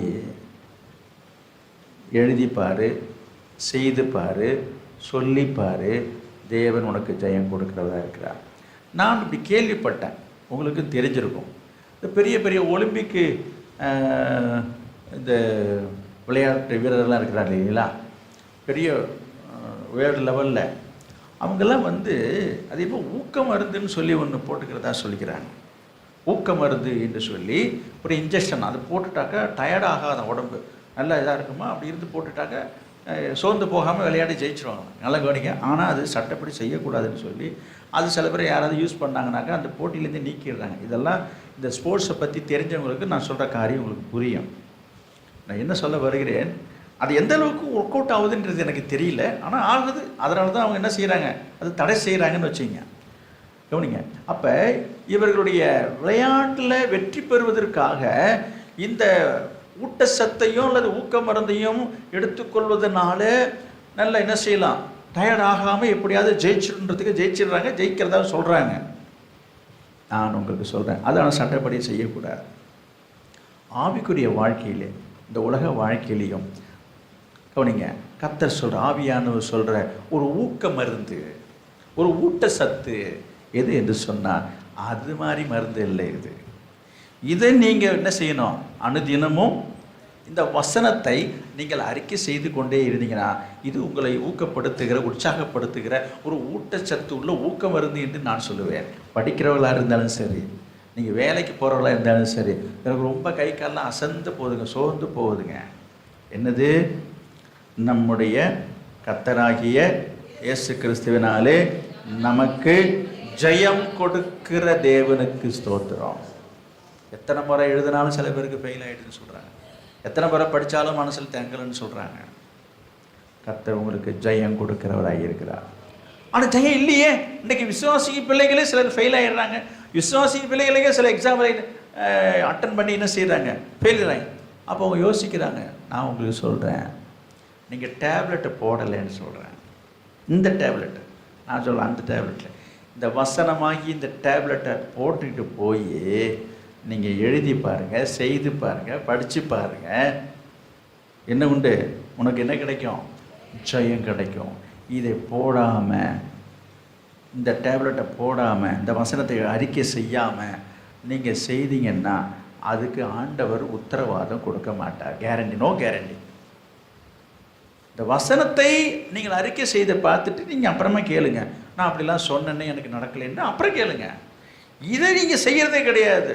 ஆனால் கர்த்தர் செஞ்சிடுவார். கர்த்தர் தான் தெளிவாக சொல்லிட்டார், என் கரத்தினுடைய கிரியைக்கு நீங்கள் என்ன செய்யுங்க, நீங்கள் சொன்னால் தான் நான் செய்வேன்ட்டார். ஐயோ ஐயோ, இவ்வளோ நாளே எனக்கு தெரியாமல் போச்சே, நான் தான் சொல்லிகிட்டு இருக்கேனே. அடுத்தது சில பேர் சொல்லுவார், நான் தான் சொல்லிகிட்டு இருக்கேனே. அவர் திருப்பி சொல்லுவார், நானும் தான் திரும்ப உன்கிட்ட சொல்லிகிட்டு இருக்கேனேன்னுவார். ஆண்டவர் திருப்பி என்ன சொல்லுவார், நானும் தான் உன்கிட்ட சொல்லிகிட்டு இருக்கிறேன். இந்த மாதிரி 2 பேரும் போராடிட்டு இருந்தா என்ன சொல்கிறாரு ஆண்டவர்? சொல்கிறன்றது முக்கியம் இல்லை, நீங்கள் என்ன சொல்லணும். இப்போ சொல்லுங்கள், விசுவாசத்தோட அறிக்கை செய்யணும். உங்கள் வாயினாலே, நாவினாலே ஆண்டோடைய வார்த்தையை, வசனத்தை நீங்கள் அறிக்கையிடும் பொழுது கர்த்தர் அங்கு கிரியை செய்கிறார். அப்படிங்களா? வெறுமையாக உட்காந்துக்கிட்டு மயிலே மயிலே இறக போடுன்னு சொல்லுவாங்க பார்த்தீங்களா, அந்த மாதிரி உட்காந்துட்டு இப்போ பார்த்தா சோதனை தோத்திரம்னாக்க ஒன்றும் நடக்காது. சிலர் சொல்கிறாங்க, ஐயோ நான் ஜெபிக்கிறேனே ஒன்றும் நடக்கவே இல்லையே, ஐயோ நான் எவ்வளோ நேரம் ஜெபம் பண்ணுறீங்க. நீ ஜெபம்லாம் பண்ணுறீங்க, அதெல்லாம் இல்லைன்னு சொல்ல. கர்த்தர் சொல்கிறார், உன் ஜெபத்தோடு கூட என்னத்தை சேர்த்து கொடுக்க சொல்கிறாரு? விசுவாச அறிக்கை. இதுதான் தேவனை செயல்பட வைக்கிறது. ஆண்டவரை செயல்பட வைக்கிற ஒரு சிறந்த ஆயுதம் எது என்று சொன்னால் வேத வார்த்தை என்கிற பட்டயம். அந்த வசனம், உன்னுடைய வாயிலிருந்து புறப்பட்டு வருகிற வார்த்தை, வசனம், அறிக்கை தேவனை செயல்பட வைக்கிறது. ஐந்தாவதாக ஒரு மாத்திரை, ரோமர் 6ஆம் அதிகாரம் 14வது வசனம். ரோமர் 6ஆம் அதிகாரம் 14வது வசனம். நீங்கள் நியாய பிரமாணத்திற்கு கீழ்ப்பட்டிராமல் கிருபைக்கு கீழ்ப்பட்டிருக்கிறபடியால் பாவம் உங்களை மேற்கொள்ள மாட்டாது. நீங்கள் நியாய பிரமாணத்திற்கு கீழ்ப்பட்டிராமல் கிருபைக்கு கீழ்ப்பட்டிருக்கிறபடியால் பாவம் உங்களை மேற்கொள்ள மாட்டாது. இதை நம்ம அறிக்கையிடணும். இந்த வசனத்தை நம்ம அறிக்கையிடணும். நிறைய பேர் அடிக்கடி பாவத்தில் விழுந்துடுறாங்க. நம்ம ஜெபம் பண்ணி ஒரு தீர்மானம் பண்ணி இனிமே அப்படி இருக்கணும் இப்படி இருக்கணும்னு தீர்மானத்தை பண்ணுவாங்க, திடீர்னு போய் தொப்பு நிலை விழுந்துருவாங்க. நிறைய பேருடைய வீக்னஸ் என்ன? எதை செய்யக்கூடாது என்று நினைக்கிறாளோ அதை தான் செய்வாங்க. அதையும் அங்கே பவுல் சொல்கிறாரு. என்ன சொல்கிறாரு? நான் எதை செய்யணும்னு நினைக்கிறேனோ அதை.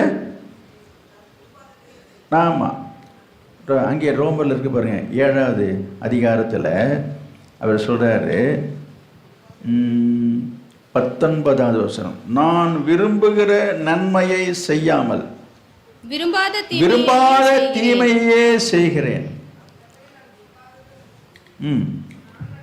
அந்தபடி நான் விரும்பாததை நான் செய்தால் நான் அல்ல, எனக்குள்ளே வாசமாயிருக்கிற பாவமே அப்படி செய்கிறது. அது என்ன வேணியல்? நான் 18ல் இருக்கு பாருங்க, நான் நன்மை செய்ய வேண்டும் என்கிற விருப்பம் என்னிடத்தில் இருக்கிறது, நன்மை செய்வதோ என்னிடத்தில் இல்லை. நிறைய பேருக்கு அந்த விருப்பம்லாம் இருக்குது, செய்ய முடியலையே. கோபத்தை விட்டுடணும், எரிச்சலை விட்டுடணும், பொறாமையை விட்டுடணும், பொய்யை விட்டுடணும், கோல் சொல்கிறதை விட்டுடணும், கோபத்தை விட்டுடணும். இப்போ எத்தனையோ நல்ல காரியங்களை நீங்கள் தீர்மானிக்கிறீங்க, நினைக்கிறீங்க, விரும்புகிறீங்க, இருக்கீங்களா? அதுக்கு ஒரு ஜபமும் பண்ணிடுறோம். ஆண்டவரே எனக்கு இதெல்லாம் என்னை விட்டு நீக்க முடியும் சொல்லிவிட்டு அடுத்த நிமிஷமே என்ன பண்ணுறான்? கீழே போய் இறங்கணுன்னே அப்புறம் ஒன்று வேதாளம் முருங்கை மரத்தில் ஏற மாதிரி அதை ஒரு விசுவாசி பார்த்துருந்தீங்க. என்னம்மா அங்கே ஊக்கமாக இப்போ ஜபம் பண்ண மேலே மாடியில் உட்காந்து மங்கத்து கத்திரி எண்ணாங்க போது அதை வாயில் மூடு. அது வேற, இது வேற. ஓ, இதில் வேற, இது வேற தான், அது வேற, இது வேறையா? அப்போ என்ன இது சொல்லுங்க பார்ப்போம். அப்போ நம்ம தீர்மானிக்கிறோம், அதன்படி செய்யறதில்லை. அப்போ என்ன காரணம்னா சொல்கிறேன்னா, பாவம் உங்களை மேற்கொள்ளுகிறது. நீ எதை செய்யக்கூடாதுன்னு நினைக்கிறியோ அது உன்னை ஆண்டு கொண்டு உன்னை ஆட்டி படைக்குதுன்றது தான் உண்மை. நம்ம எதை செய்ய வேணாம்னு நம்ம நினைக்கிறோமோ, கோபமாக இருக்கட்டும், பெருமையாக இருக்கட்டும், எதுவாக இருக்கட்டும், எதை செய்ய வேணாம்னு நீங்கள் நினைக்கிறீங்களோ அது என்ன செய்யுது? உங்களை ஆட்டி படைக்குது, உங்களை செய்ய வைக்கிது. அதை தான் இங்கே பவுல் சொல்கிறாரு, நான் விரும்புகிறதை செய்யாமல் விரும்பாததை செய்கிறேன். ஆமாம், எத்தனை பேருக்கு ரொம்ப ஆசையாக இருக்குது, விருப்பமாக இருக்குது. நம்ம அப்படிலாம் இருக்கக்கூடாதுன்னு நம்ம நினைக்கிறோம். ஆனாலும் என்ன செய்யுது? நம்மளை சொல்கிறாங்க, நம்மளை அறியாமல் கோபம் வந்துடுது, கோபத்தில் பேசிடுறோம், திட்டிடுறோம், பொறாமைப்படுறோம், எரிச்சல் அடைகிறோம், என்ன வெறுப்பை காட்டுறோம், கசப்பு இருக்குது, வைராக்கியம் இருக்குது, நிறைய இருக்குது. மாம்சத்தின் கிரியைகள் என்று சொல்லும்போது சண்டை இருக்குது, சண்டை போடுறோம். இதெல்லாம் செய்யக்கூடாதுன்னு நினைக்கிறோம், ஆனால் செய்கிறோம். ஏன்? பாவம் உங்களை ஆண்டு கொண்டிருக்கிறது. பாவம் எப்படி வந்தது? நம்ம தான் ரட்சிக்கப்பட்டு ஞானஸ்தானம் எடுத்துட்டோம், ஆண்டோக்குள்ளே வந்துட்டோம். இது எப்படி திரும்பி வருது என்று சொன்னால் என்ன காரணம்? இந்த பாவம் என்கிற பிரமாணம் உங்களை ஆளுகை செய்கிறது. இந்த பாவம் என்கிற பிரமாணம் என்ன செய்யுது? உங்களை ஆட்டி படைச்சிட்டு இருக்குது. அதனால தான் இன்றைக்கி நிறைய பேருக்கு பாவத்திலேருந்து விடுதலை இல்லை, பாவமான காரியங்கள் சுவாபங்கள்லேருந்து விடுதலை இல்லை. அப்போ அதுக்கு என்ன செய்யணும்? சத்தியத்தை அறிவீர்கள், சத்தியம் உங்களை விடுதலை. குமாரன் உங்களை விடுதலையாக்கினார், மெய்யாகவே விடுதலையாவீர்கள். அப்போ அதுக்கு என்ன செய்யணும்? அப்போ என்ன செய்யணும்? அறிக்கையிடணும். அந்த வசனத்தை நம்ம அறிக்கையிடும் போது என் கரத்தின் கிரியைகளுக்கு கட்டளையிடுங்கள் சொல்றாரு பாருங்க. அப்பதான் உங்களுக்கு விடுதலை கிடைக்கும். இந்த பாவமான காரியத்திலிருந்து, பாவமான செயலிலிருந்து, பாவமான கிரியையிலிருந்து உங்களுக்கு விடுதலை கிடைக்க வேண்டும் என்று சொன்னால் இந்த 5 மாத்திரையும் தவறாமல் தினமும் நீங்கள் சொல்லிக்கிட்டே இருக்கணும்.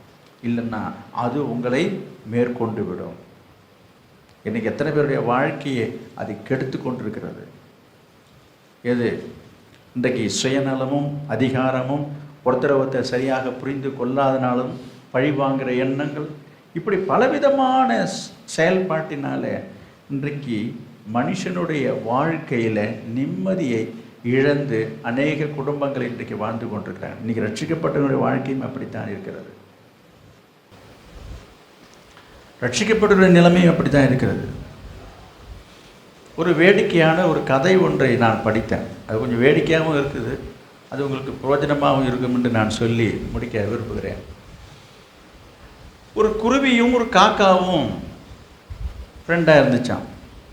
அது அப்படியே பறந்து திரிஞ்சிக்கிட்டு இருக்கும்போது குருவிக்கு அதுக்கு தேவையான தீனி கிடச்சிது. அதுக்கு தேவையான தீனி என்ன?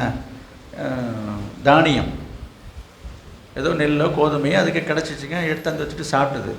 இந்த காக்காவுக்கு ஒன்றும் கிடைக்கல. அதுக்கு என்ன கிடச்சிதுன்னா ஒரு முத்து. முத்து என்று சொன்னால் கல், வைரக்கல்னு சொல்லுவாங்க, முத்து. அதுபோல் ஒரு கல் கிடச்சிச்சு. அது பல பல பலன்னு அழகாக இருந்துச்சு. இந்த குருவி என்ன செஞ்சது? தனக்கு கிடைச்ச அந்த தானியத்தை உடனே கிடுக்கிடுன்னு சாப்பிட்டு முழுங்கிடுச்சிங்க. முழுங்கிடுச்சு. இந்த காக்கா என்ன பண்ணுச்சுன்னா, இதை சாப்பிட முடியும் அந்த முத்தை வச்சுக்கிட்டு, அதை சும்மா அப்படியே உருட்டிட்டு பரட்டிகிட்டே விளையாண்டுட்டு இருந்துச்சு. இந்த குருவி என்ன பண்ணுச்சு? அந்த காக்காவை பார்த்து, அந்த முத்தை எனக்கு கொடு, நீ வச்சிருக்கிற முத்து அதை எனக்கு கொடு என்று சொல்லி சாதாரணமாலாம் கேட்கல, அதிகாரம் பண்ணி அதிகார தோரணையில் கேட்டுச்சான். இந்த முத்தை கொடுக்கவே இல்லையா, கொடுங்க அப்படின்ற மாதிரி ஒரு அதிகார தோரணையில் கேட்ட உடனே காக்கை வந்து கொடுக்க முடியாதுச்சு. விரட்டி கேட்குது பாருங்க. விரட்டி கேட்ட உடனே காக்கை வந்து என்ன பண்ணிடுச்சு? முத்தை கொடுக்க முடியாதுச்சு. உடனே இந்த குருவிக்கு கோபம் வந்துச்சுங்க. உடனே இந்த காக்கா எங்கே உட்காந்துச்சு? குருவி உட்காந்துச்சு ஒரு மரத்தில் உட்காந்துச்சு. காக்கா வந்து மரத்தில் உட்காந்துருக்கு. அந்த மரத்தை பார்த்து சொல்லுது, என்னது, இந்த காக்காவை நீ துரத்தி விடுறியா இல்லையான்னுச்சான். அந்த மரம் வந்து முடியாதுன்னு மறுத்துச்சான். இந்த காக்காவை துரத்த மாட்டேன்னு இந்த மரம் மறுத்துச்சு. இந்த மரம் வந்து முடியாதுன்னு மறுத்த உடனே அந்த குருவி மரம் வெட்டுறவனை பார்த்து, இந்த மரத்தை வெட்டு அப்படின்னுச்சான். அவன் நான் செய்ய மாட்டேன்னு சொல்லி அவன் மறுத்துட்டானான். உடனே குருவிக்கு கோபம் வந்துச்சு.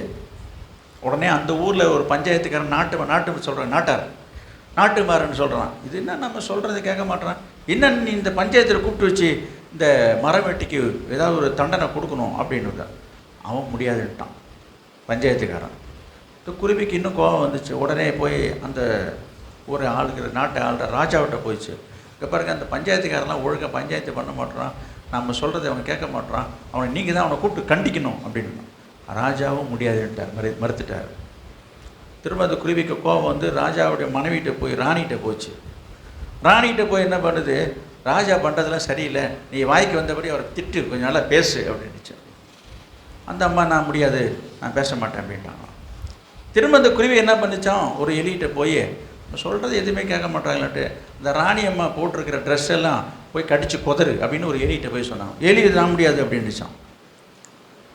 இந்த எலி வந்து நான் மறுத்து முடியாதுன்னு சொன்ன உடனே இந்த குருவி பூனைகிட்ட போய் சொல்லிச்சான், இந்த எலி பண்ணுறது சரியில்லை, அந்த எலியை நீ கடிச்சு கொட்டுடு அப்படின்னுச்சான். பூனை வந்து முடியாதுன்னுச்சு. பூனை என்ன பண்ணு, நான் அந்த எலியை கடிக்க மாட்டேன்னுச்சான். உடனே இந்த குருவிக்கு கோபம் வந்துச்சு. ஒரு நாயை பார்த்து சொல்லிச்சான், இந்த பூனை பண்ணுறது சரியில்லை, இந்த பூனையை உழுது கட்டி அப்படின்னு இந்த நாய்கிட்ட சொன்னான். நான் அந்த பூனையை நான் கடிக்க மாட்டேன்னுச்சான் அந்த நாய் இப்படி சொன்ன உடனே என்ன, பக்கத்தில் ஒரு குச்சி கிடந்தது, குச்சி கோல். அந்த குச்சியை எடுத்து சொல்லிச்சான். அந்த குச்சியை பார்த்து இந்த நாயை அடி, இந்த நாயை எடுத்து இந்த குச்சியில் அடி அப்படின்னுச்சான். அந்த குச்சி நான் அந்த நாயெல்லாம் அடிக்க மாட்டேன் அப்படின்ட்டு தான். உடனே பக்கத்தில் காட்டு தீ எரிஞ்சிட்டுது, நெருப்பு. அதை பார்த்து சொல்லிச்சான், இந்த குச்சி நான் சொல்கிறத கேட்க மாட்டதில்லை, அதை பிடிச்சி அதை எரிச்சிடு, அது எரிஞ்சு போகணும் அப்படின்னு நெருப்புகிட்ட சொல்லிச்சான். நெருப்பு சொல்லிச்சான், நான் அந்த குச்சியை எரிக்க மாட்டேன் அப்படின்னுச்சான். உடனே இந்த குருவி உடனே கடலுக்கு போயிச்சான். கடலில் போய் இந்த நெருப்பெல்லாம் நீ அணைச்சிடணும் அப்படின்ட்டான். நான் அதெல்லாம் செய்ய மாட்டேன் அப்படின்னுச்சான் கடல். உடனே யானைகிட்ட போயிச்சான். யானைகிட்ட போய் இந்த கடல் தண்ணி எல்லாத்தையும் நீ தான் குடிச்சிடணும், குடிச்சிரு அப்படின்னுச்சான். இந்த கடல் நான் சொல்கிறத கேட்கல அப்படின்னுது. யானை சொல்லிச்சான், நான் அந்த தண்ணி கடல் தண்ணியெலாம் குடிக்க மாட்டேன்னுச்சான். உடனே போய் கொசுக்கிட்ட சொல்லிச்சான் இந்த குருவி, இந்த யானையை கட்டின்னுது. கொசு என்ன பண்ணிச்சான், உடனே போய் யானையை கடிச்சிச்சான். இது வரைக்கும் ஒன்றுத்துக்கும் அசையாதவங்க இந்த கொசு மட்டும் என்ன பண்ணிடுச்சுப்பேன், யானையை கடிச்சிச்சு. கவனிங்க, இந்த ஒன்றும் இல்லாதவன் ஒன்றுத்துக்கும் தகுதி இல்லாததான் எதை வேணாலும் செய்வான். அதையும் ஒரு கருத்து இருக்குது இல்லை. கவனிங்கப்ப, இந்த கொசு கடிக்க வந்தோடனே யானை என்ன பண்ணிடுச்சு, ஐயோ என்னை கடிக்காத கடிக்காத கடிக்காத, நான் தண்ணியை குடிச்சிட்றேன்னுச்சான். யானை என்ன சொல்லுது, என்னை கடிக்காத, நான் கடல் தண்ணியை குடிச்சிட்றேன்னு தான். கடல் ஒன்று என்ன சொல்லுது, நான் ஒன்று இந்த நெருப்பை அணைச்சிட்றேன்னுச்சான். நெருப்பு என்ன சொல்லிச்சு, நான் அந்த குச்சியை எரிச்சிடுறது, அதாவது ஒத்துக்கிட்டாங்க, சம்மதிக்கிறாங்க, குச்சியை நான் எரிச்சிடுறேன்னு தான். அந்த குச்சி சொல்லிச்சான், நான் நாயை அடிக்கிறதுக்கு நான் ஒத்துக்கிறேன்னுச்சான். நாய் சொல்லிச்சான், நான் இந்த பூனையை நான் கடிக்கிறேன், நான் சம்மதிக்கிறேன்னுச்சான். ஆனால் பூனை சொல்லிச்சான், நான் இந்த எலியை போய் என்ன செய்வேன், நீங்கள் சொன்ன மாதிரி நான் எலியை கடிச்சிட்றேன்னு ஒத்துக்கிச்சான். எலி சொல்லிச்சான், நான் போய் ராணி போட்டிருக்க இந்த ட்ரெஸ்ஸு புடவை துணிமெல்லாம் அடித்து கொதறேன், நீ சொல்கிறத நான் செய்கிறேன் அப்படின்னு ஒத்துக்கிட்டு தான். உடனே அந்த ஒத்துக்கிட்ட உடனே அந்த ராணியம்மா என்ன சொல்கிறாங்கன்னா, ஐயோ நான் ராஜாவை திட்டினேன், நான் ராஜாவை திட்டுறேன்னு சொல்லி வாயை எடுக்கிறதுக்குள்ள ராஜா என்ன பண்ணிட்டாரான், ஐயோ நான் அந்த பஞ்சாயத்துக்காரனை கூப்பிட்டு நான் ஒரு திட்டிடுறேன், நீ என்ன திட்டாதன்னு சொல்லி ராஜா என்ன பண்ண, நான் ரெடின்ட்டாரான். அந்த பஞ்சாயத்துக்காரனை கூப்பிட்றதுக்குள்ளே அவன் என்ன பண்ணிட்டான், உடனே கூப்பிட்டு இந்த மரம் வெட்டியை கூப்பிட்டு, ஏய் இந்த மரத்தை வெட்டியே இல்லைடான்னு சொன்ன உடனே நான் மரத்தை வெட்டுறேன்னு இவன் ஒத்துக்கிட்டானான். இப்போ மரம் வெட்டி மரத்தை வெட்டுறதுக்கு வந்துட்டான், ஒத்துக்கிட்டது உடனே இந்த மரம் என்ன பண்ணிச்சான், காக்காவை துரத்துச்சான். எங்கே ஆரம்பிச்சதுன்னு தெரியுது அவங்களுக்கு, அதெல்லாம் ஆரம்பம். காக்காவை துரத்த சொன்னதுக்கு தானே இந்த மரம் செய்யாதான் இவ்வளோ வேலை போச்சான். இப்போ இந்த மரம் என்ன பண்ணுது, காக்காவை துரத்த ஒத்துக்கிட்டது, இன்னும் துரத்தலை. இந்த கதையெல்லாம் பார்த்துட்டு காக்கா சொல்லுதான், இதை நீ என்கிட்ட நல்லத்தனமாக ஒரு ஒழுங்கா அன்பா இதை கொடுன்னா நான் கொடுத்துருக்க மாட்டேன்னா, இதுக்கு போய் இவ்வளோ பேரை நீ கொண்டாந்து விட்டு வச்சிருக்கிய, எம்மா வேற எவ்வளோ பிரச்சனையில விட்டு வச்சிருக்கிற நீ, இது என்கிட்ட ஒரு நல்லதை நம்ம சொல்லி நான் கொடுத்துருக்க மாட்டேன் அப்படின்னு சொல்ல இந்த குருவியை அப்போ தான் உணர்ந்து, ஆமாம் ஆமாம் நான் சொன்னது செஞ்சதெல்லாம் தவறு தான், என்னை மன்னிச்சிருன்னு சொல்லிச்சான். காக்காவும் அந்த முத்தை எடுத்து அது கையில் கொடுத்துருச்சான் குருவிட்ட. இது ஒரு கதை தான், கேட்குறதுக்கு வேடிக்கையாக தான் இருக்குது உங்களுக்கு. இதே போல தான் ஒரு சிலர் ஒன்றுக்கும் ஒரு ஒப்புக்கு போகாத ஒன்றுக்கும் இல்லாத விஷயத்தை பெருசாக்கி பிரச்சனையை உண்டு பண்ணுறாங்கன்னு நான் சொல்ல வர்றேன். நான் சொல்கிறது புரியுது உங்களுக்கு? இப்போ பாருங்கள், இப்போ என்ன பண்ணிடுச்சு இந்த குருவி என்ன பண்ணிடுச்சு பாருங்கள், ஒன்றும் இல்லாத விஷயத்த அவ்வளோ பெருசாக ஆக்கி விட்டுருச்சுங்க.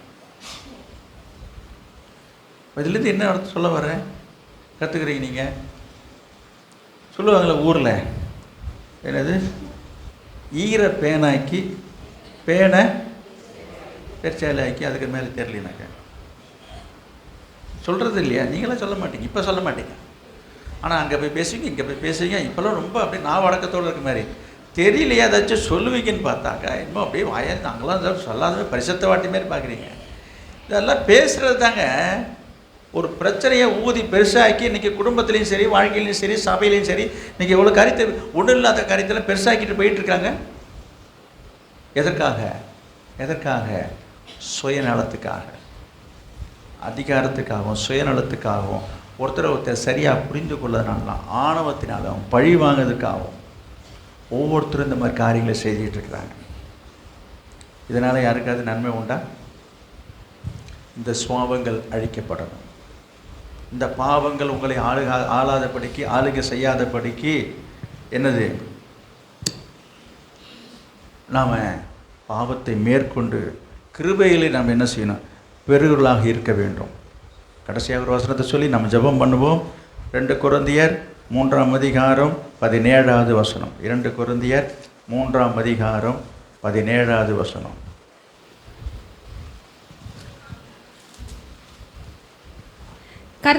கர்த்தரே ஆவியானவர், கர்த்தருடைய ஆவி எங்கேயோ, கர்த்தருடைய ஆவி எங்கேயோ அங்கே விடுதலை உண்டு. போதும், அவ்வளோதான். இன்றைக்கி உங்களுக்கு விடுதலை வேணுமா? கர்த்தருடைய ஆவி எங்கேயோ அங்கே விடுதலை உண்டு. எனவே உங்களுடைய குடும்பத்திலையும், உங்களுடைய வாழ்க்கையிலையும், தனிப்பட்ட வாழ்க்கையிலையும், உங்களுடைய சரீரத்திலையும் விடுதலை இல்லாமல் இருக்கீங்களா? கர்த்தருடைய ஆவியானுடைய கரத்தில் உங்களை ஒப்பு கொடுங்க. நாம் இப்போ ஜெபிக்க போகிறோம். ஆவியானவர் இங்கே இருக்கிறார். இந்த ஆவியானவர் உனக்குள்ளே வருவாரானால், வரும்பொழுது உனக்கு நிச்சயமாய் விடுதலை கிடைக்கும். எனவே அந்த பரிசுத்த ஆவியின் அபிஷேகத்தை பெற்றுக்கொள்ளுங்க. பெற்றுக்கொள்ளாதவர்கள் அந்த அபிஷேகத்துக்காக ஜெபித்து அந்த ஆவியின் அபிஷேகத்தை பெற்றுக்கொள்ளுங்க. ஆவியானவர் உங்களுக்குள்ளே வரும் பொழுது உங்களுக்கு விடுதலை உண்டாகும். அந்த ஆவியானவர் உங்களை நடத்துவார். ஆவியானவர் உங்களை ஏவுவார். ஆவியானவர் உங்களுக்குள்ளே கிரியை செய்வார். ஆவியானவர் என்ன செய்வார்? இப்போ நான் இதுவரைக்கும் சொன்ன இந்த காரியங்கள் எல்லாவற்றையும் செயல்படுத்தவும், செய்திடவும், செயல்படுத்தவும் அவர் உங்களை தூண்டுகிறவராக இருக்கிறார். அவர் உங்களை ஏவுகிறவராக இருக்கிறார். அவர் உங்களுக்குள்ளே கிரியை செய்கிறவராக இருக்கிறார். அபிஷேகமே என்ன செய்யும்? உங்களை நடத்தும் என்று சொல்லப்பட்டிருக்கிறது. நாம் ஜெபம் பண்ணுவோம். வாங்க.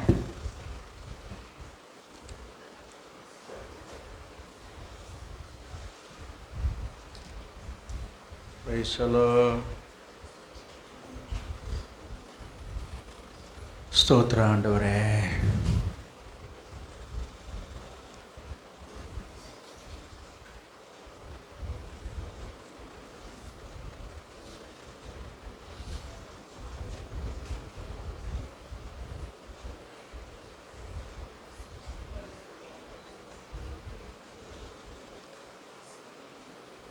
Price God. இப்போ நீங்கள் ஜெபிக்க போகிறீங்க. இப்போ நீங்கள் எல்லோரும் ஜெபிக்கணும். 5 வசனங்களை, வாக்குத்தத்தங்களை, வார்த்தைகளை நீங்கள் வாயினால் அறிக்கையிடும் பொழுது கர்த்தர் உங்கள் வாழ்க்கையில் ஒரு பெரிய காரியத்தை இன்றைக்கே, இப்பொழுதே, இந்த இடத்திலேயே அவர் செய்ய வல்லமை உள்ளவராக இருக்கிறார். Praise the Lord. அல்லேலூயா.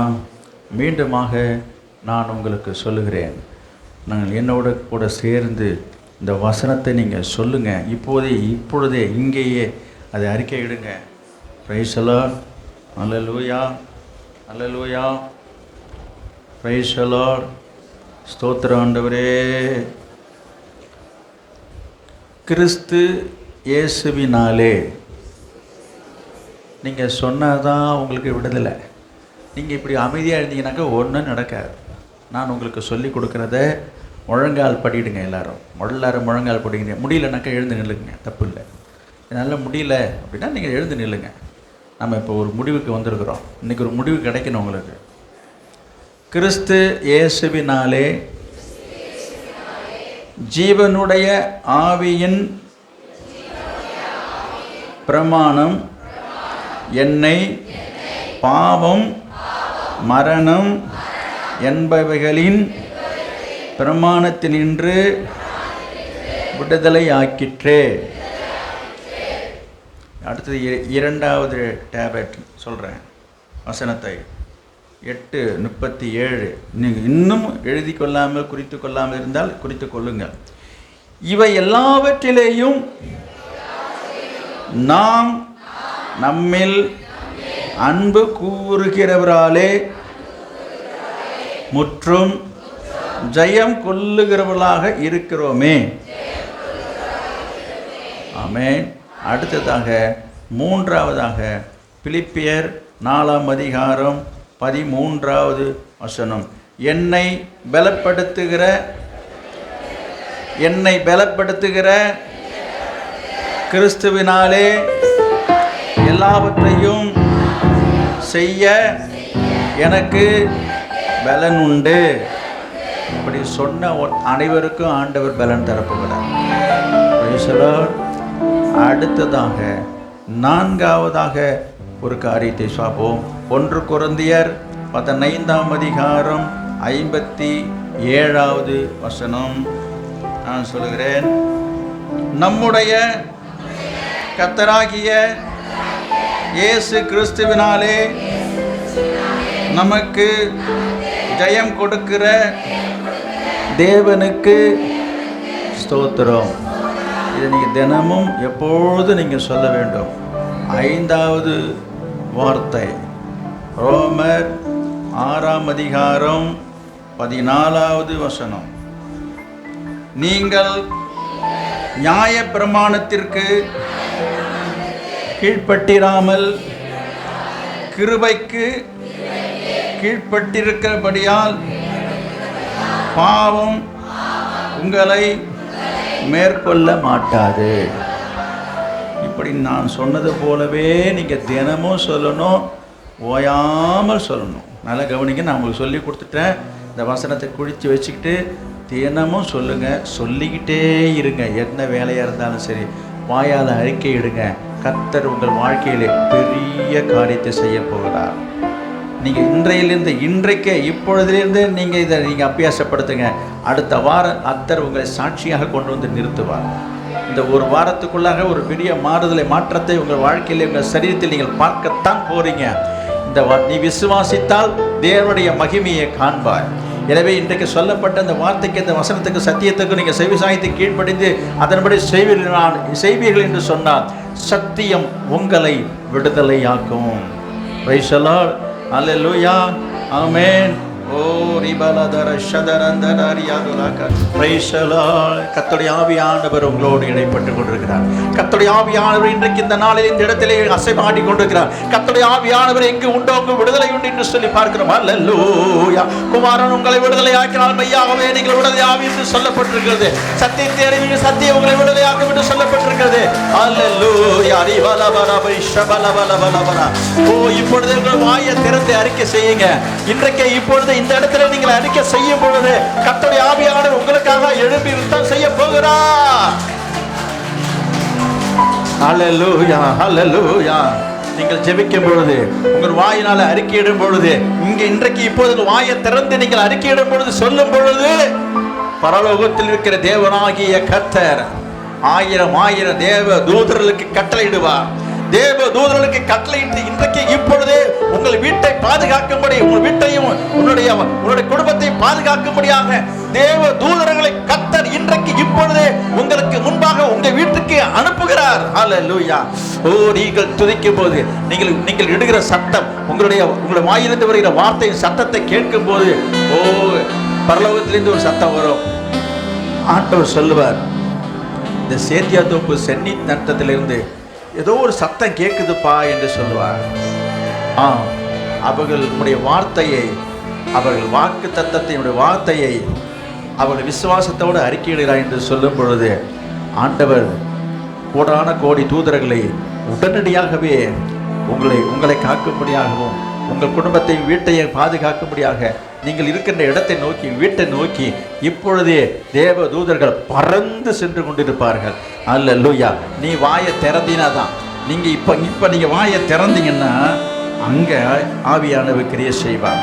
இயேசுவின் ரத்தத்தை எடுத்துக்கொண்டு அவங்க உங்கள் வீடுகளிலே அவர் தெளிக்கும்படியாக அவர் தேவ தூதர்களை கொண்டு செல்வார். ஹல்லேலூயா.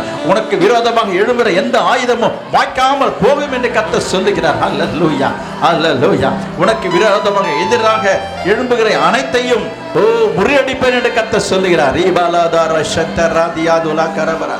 உனக்கு விரோதமாக, உனக்கு எதிராக யார் எழுப்பி என்ன செய்தாலும் சரி, கர்த்தர் உனக்காக பழி வாங்குவேன் என்று கர்த்தர் சொல்லுகிறார். ஆவியானவர் பிரைஸலா ரீபாலாதாரா சந்தர. கர்த்தர் உனக்காக யுத்தம் செய்யக்கூடியவராய் இருக்கிறார். ஓ ரீபாலாதாரா சந்தராதியாதுலா கரபரா. விசுவாசத்தோடு கர்த்தரை நோக்கி பாரு, விசுவாசத்தோடு கர்த்தரை நோக்கி பாரியா. நீ ஜெபிக்கும் போது, துதிக்கும் பொழுது ஒரு அற்புதம் நடக்கும், விடுதலை உண்டாகும். உனக்காக யுத்தம் செய்கிற கர்த்தர்.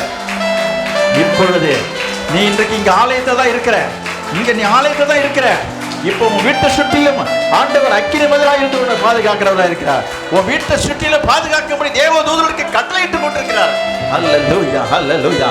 உன் வீட்டுக்கு, உன் குடும்பத்துக்கு எதிராக செயல்படுகிற எல்லா சேனைகளையும் அழிக்கும்படியாக கர்த்தருடைய சேனை புறப்பட்டு போய் கொண்டிருக்கிறது. நீங்க துதிக்கும் பொழுது, நீங்க யாரெல்லாம் இப்போ துதிக்கிறீங்களோ, நீங்க வாயை மூடி ஓய்ந்திட்டீங்கன்னா அவருடைய கிரியை நின்றுடும். வாயை திறந்து நல்ல கர்த்தரை துதித்து பாருங்க, கர்த்தர் கிரியை செய்வார். கர்த்தர் கிரியை செய்ய வேண்டுமானால் நீங்கள் துதிக்க வேண்டும். Price the Lord. இஸ்ரவேல் ஜனங்கள் எரிகோ மதிலை சுற்றி துதித்த பொழுதுதான் அந்த மதில் இடிந்து விழுந்தது. நீங்க வாயை மூடிட்டு இருந்தீங்கன்னாக்க உனக்கு மதிலாக நிற்கிற, உனக்கு முன்பாக நிற்கிற மதில் அப்படியே தான் நிற்கும். முன்னேற விடாதபடிக்கு, வாழ முடியாதபடிக்கு, வளர விடாதபடிக்கு தடையாயிருக்க மதிலை உடைத்தேறி ஆண்டவரை துதிப்போமா? அல்லேலூயா. இன்றைக்கு கர்த்தர் கொடுத்த அந்த வார்த்தையிலும் இந்த வாக்கு தத்தத்தை நிறைவேற்று வண்ணமாக கர்த்தர் உங்கள் வாழ்க்கையிலே செய்ய போகிறார், செய்வார், செய்வேன் என்று சொன்னதை நிறைவேற்று வண்ணமாக எல்லாரும் எல்லாரும் எல்லாரும் கரங்களை தட்டி கர்த்தரை ஸ்தோத்திரம் பண்ணுங்க. ரீபால பால பால பால பால ரீபால பால பால விஷபல பால பால பால பால ரீபால பால தி சந்தர பால தி ரந்தர பால பால. ஓ, பெரிய காரியங்களை கர்த்தர் செய்கிறார் உன்னுடைய வாழ்க்கையிலே, உன் குடும்பத்திலே, உன் பிள்ளைகளுக்காக கர்த்தர் யுத்தம் செய்கிறவராய் இருக்கிறார். ரீபால பால பால பால. எல்லா கட்டுகளும் அவிழ்கிறது, கட்டுகள் அவிழ்கிறது, கட்டுகள் உடையுது. துதிக்கும் போது பிசாசின் கட்டுகள் அவிழுது, உனக்கு விரோதமான கட்டுகள் எல்லாம் நொறுங்குது. ஆவியானவர் சுட்டு எரிக்கிறார் பிசாசின் கட்டுகள், பில்லிசுனிய கட்டுகள், செய்வனை கட்டுகள், எல்லா கட்டுகளும் அவிழ்க்கப்படுகிறது, சுட்டு எரிக்கப்படுகிறது. ரீபாலாதாரா, உன் சரீரத்திலிருந்து பொல்லாத ஆவி உன்னை விட்டு புறப்பட்டு போகிறது. ஓ, உன் குடும்பத்துக்கு விரோதமாக செய்யப்பட்டிருக்கிற செய்வனை கட்டுகள் எல்லாம் இயேசுவின் நாமத்தினால் இப்போது புறப்பட்டு போய் கொண்டிருக்கிறது. ரீபாலா கபராதாரா சந்தராதியாதுலா கரபரா. ஓ, இன்றைக்கு இந்த வார்த்தைகளை, வசனத்தை கேட்டுக்கொண்டிருக்கிற அனைவருடைய வாழ்க்கையிலும், குடும்பத்திலே, பிள்ளைகளுடைய வாழ்க்கையிலும் தேவனுடைய ஆவியானவர் கிரியை செய்கிறார். அல்லேலூயா. ஓ, நீங்கள் எங்க இருந்தாலும், எந்த இடத்துல இருந்தாலும், ஓ, எந்த நிலை, எந்த தூரத்திலிருந்து நீங்கள் இதை பார்த்து கொண்டு கேட்டுக்கொண்டு இருந்தாலும் தேவன் உங்களுடைய வாழ்க்கையிலே, உங்கள் குடும்பத்திலேயும் கூட கர்த்தர் பெரிய காரியங்களை செய்ய போகிறார். ரீபாலாதார சதரந்தர அரியாதுலா கரபரபர. ஓ, ரீபாலாந்தர அரி சந்தனமனாந்தர அரியாதுலா கரபரபரபர. ரீபாலாதார பலபலபி ஷபலபல திரதர பலபர. ரீபாலாதார அரி சந்தராந்தராந்தர அரியாதுலா கரபரபர. ஓ, ரீபாலா கபரா கபரா கபரி சந்தராந்தராரியாதுலா கரபரா. ரீபாலா பலபலபி ஷபலபலபலபலபலபலபல. ஓ, ரீபாலாந்தரரி சந்தினி மிராந்தராரியாதுலா கரபரபரபர. ஹல்லேலூயா. ஓ, ரீபாலபலபி சந்தனமனாந்தராந்தராரியாதுலா கரபரா. ஹல்லேலூயா. Praise the Lord. ஆமென். பரிசுத்தம் இல்லைங்க நல்ல பிதாவே, நாங்கள் உம்மை ஸ்தோத்திரிக்கிறோம். இன்றைக்கும் கர்த்தாவே, உம்முடைய வார்த்தையை கேட்டுக்கொண்டு அனைவரும் மீது பரிசுத்த ஆவியானவரை இறங்கி கிரியை செய்வீராக. ஆண்டவரே, நீ கொடுத்த விடுதலைக்காக உமக்கு ஸ்தோத்திரம். பாவத்திலிருந்து, சாபத்திலிருந்து, பேயிலிருந்து, நோயிலிருந்தும் நீர் நம்முடைய பிள்ளைகளை விடுவிக்க வண்ணமாக பரிசுத்த ஆவியானவர் இறங்கி வந்ததற்காக உமக்கு ஸ்தோத்திரம். ஆவியானவர் இங்கே உண்டு, அங்கு விடுதலை என்று சொன்ன வார்த்தையின்படியாக நம்முடைய வாயினாலே நீர் அவளை விடுவித்ததற்காக ஸ்தோத்திரம். தொடர்ந்து இந்த விடுதலை காத்துக்கொள்ளவும் பெற்றுக்கொள்ளவும் அனுதினமும் கர்த்தாவே நம்முடைய வாக்கு தத்த, நம்முடைய வார்த்தைகளை கர்த்தாவே அறிக்கையிட்டு கர்த்தாவே ஜெயத்தை பெற்றுக்கொள்ள, கிருபையை பெற்றுக்கொள்ள, வல்லமையை பெற்றுக்கொள்ள, வெற்றியை பெற்றுக்கொள்ள அன்று ஒவ்வொருக்கும் அனுக்கிரகம் பண்ணுவதாக ஆசீர்வதியும். இயேசுவின் நாமத்தில் ஜெபிக்கிறோம் பிதாவே. ஆமென். ஆமென்.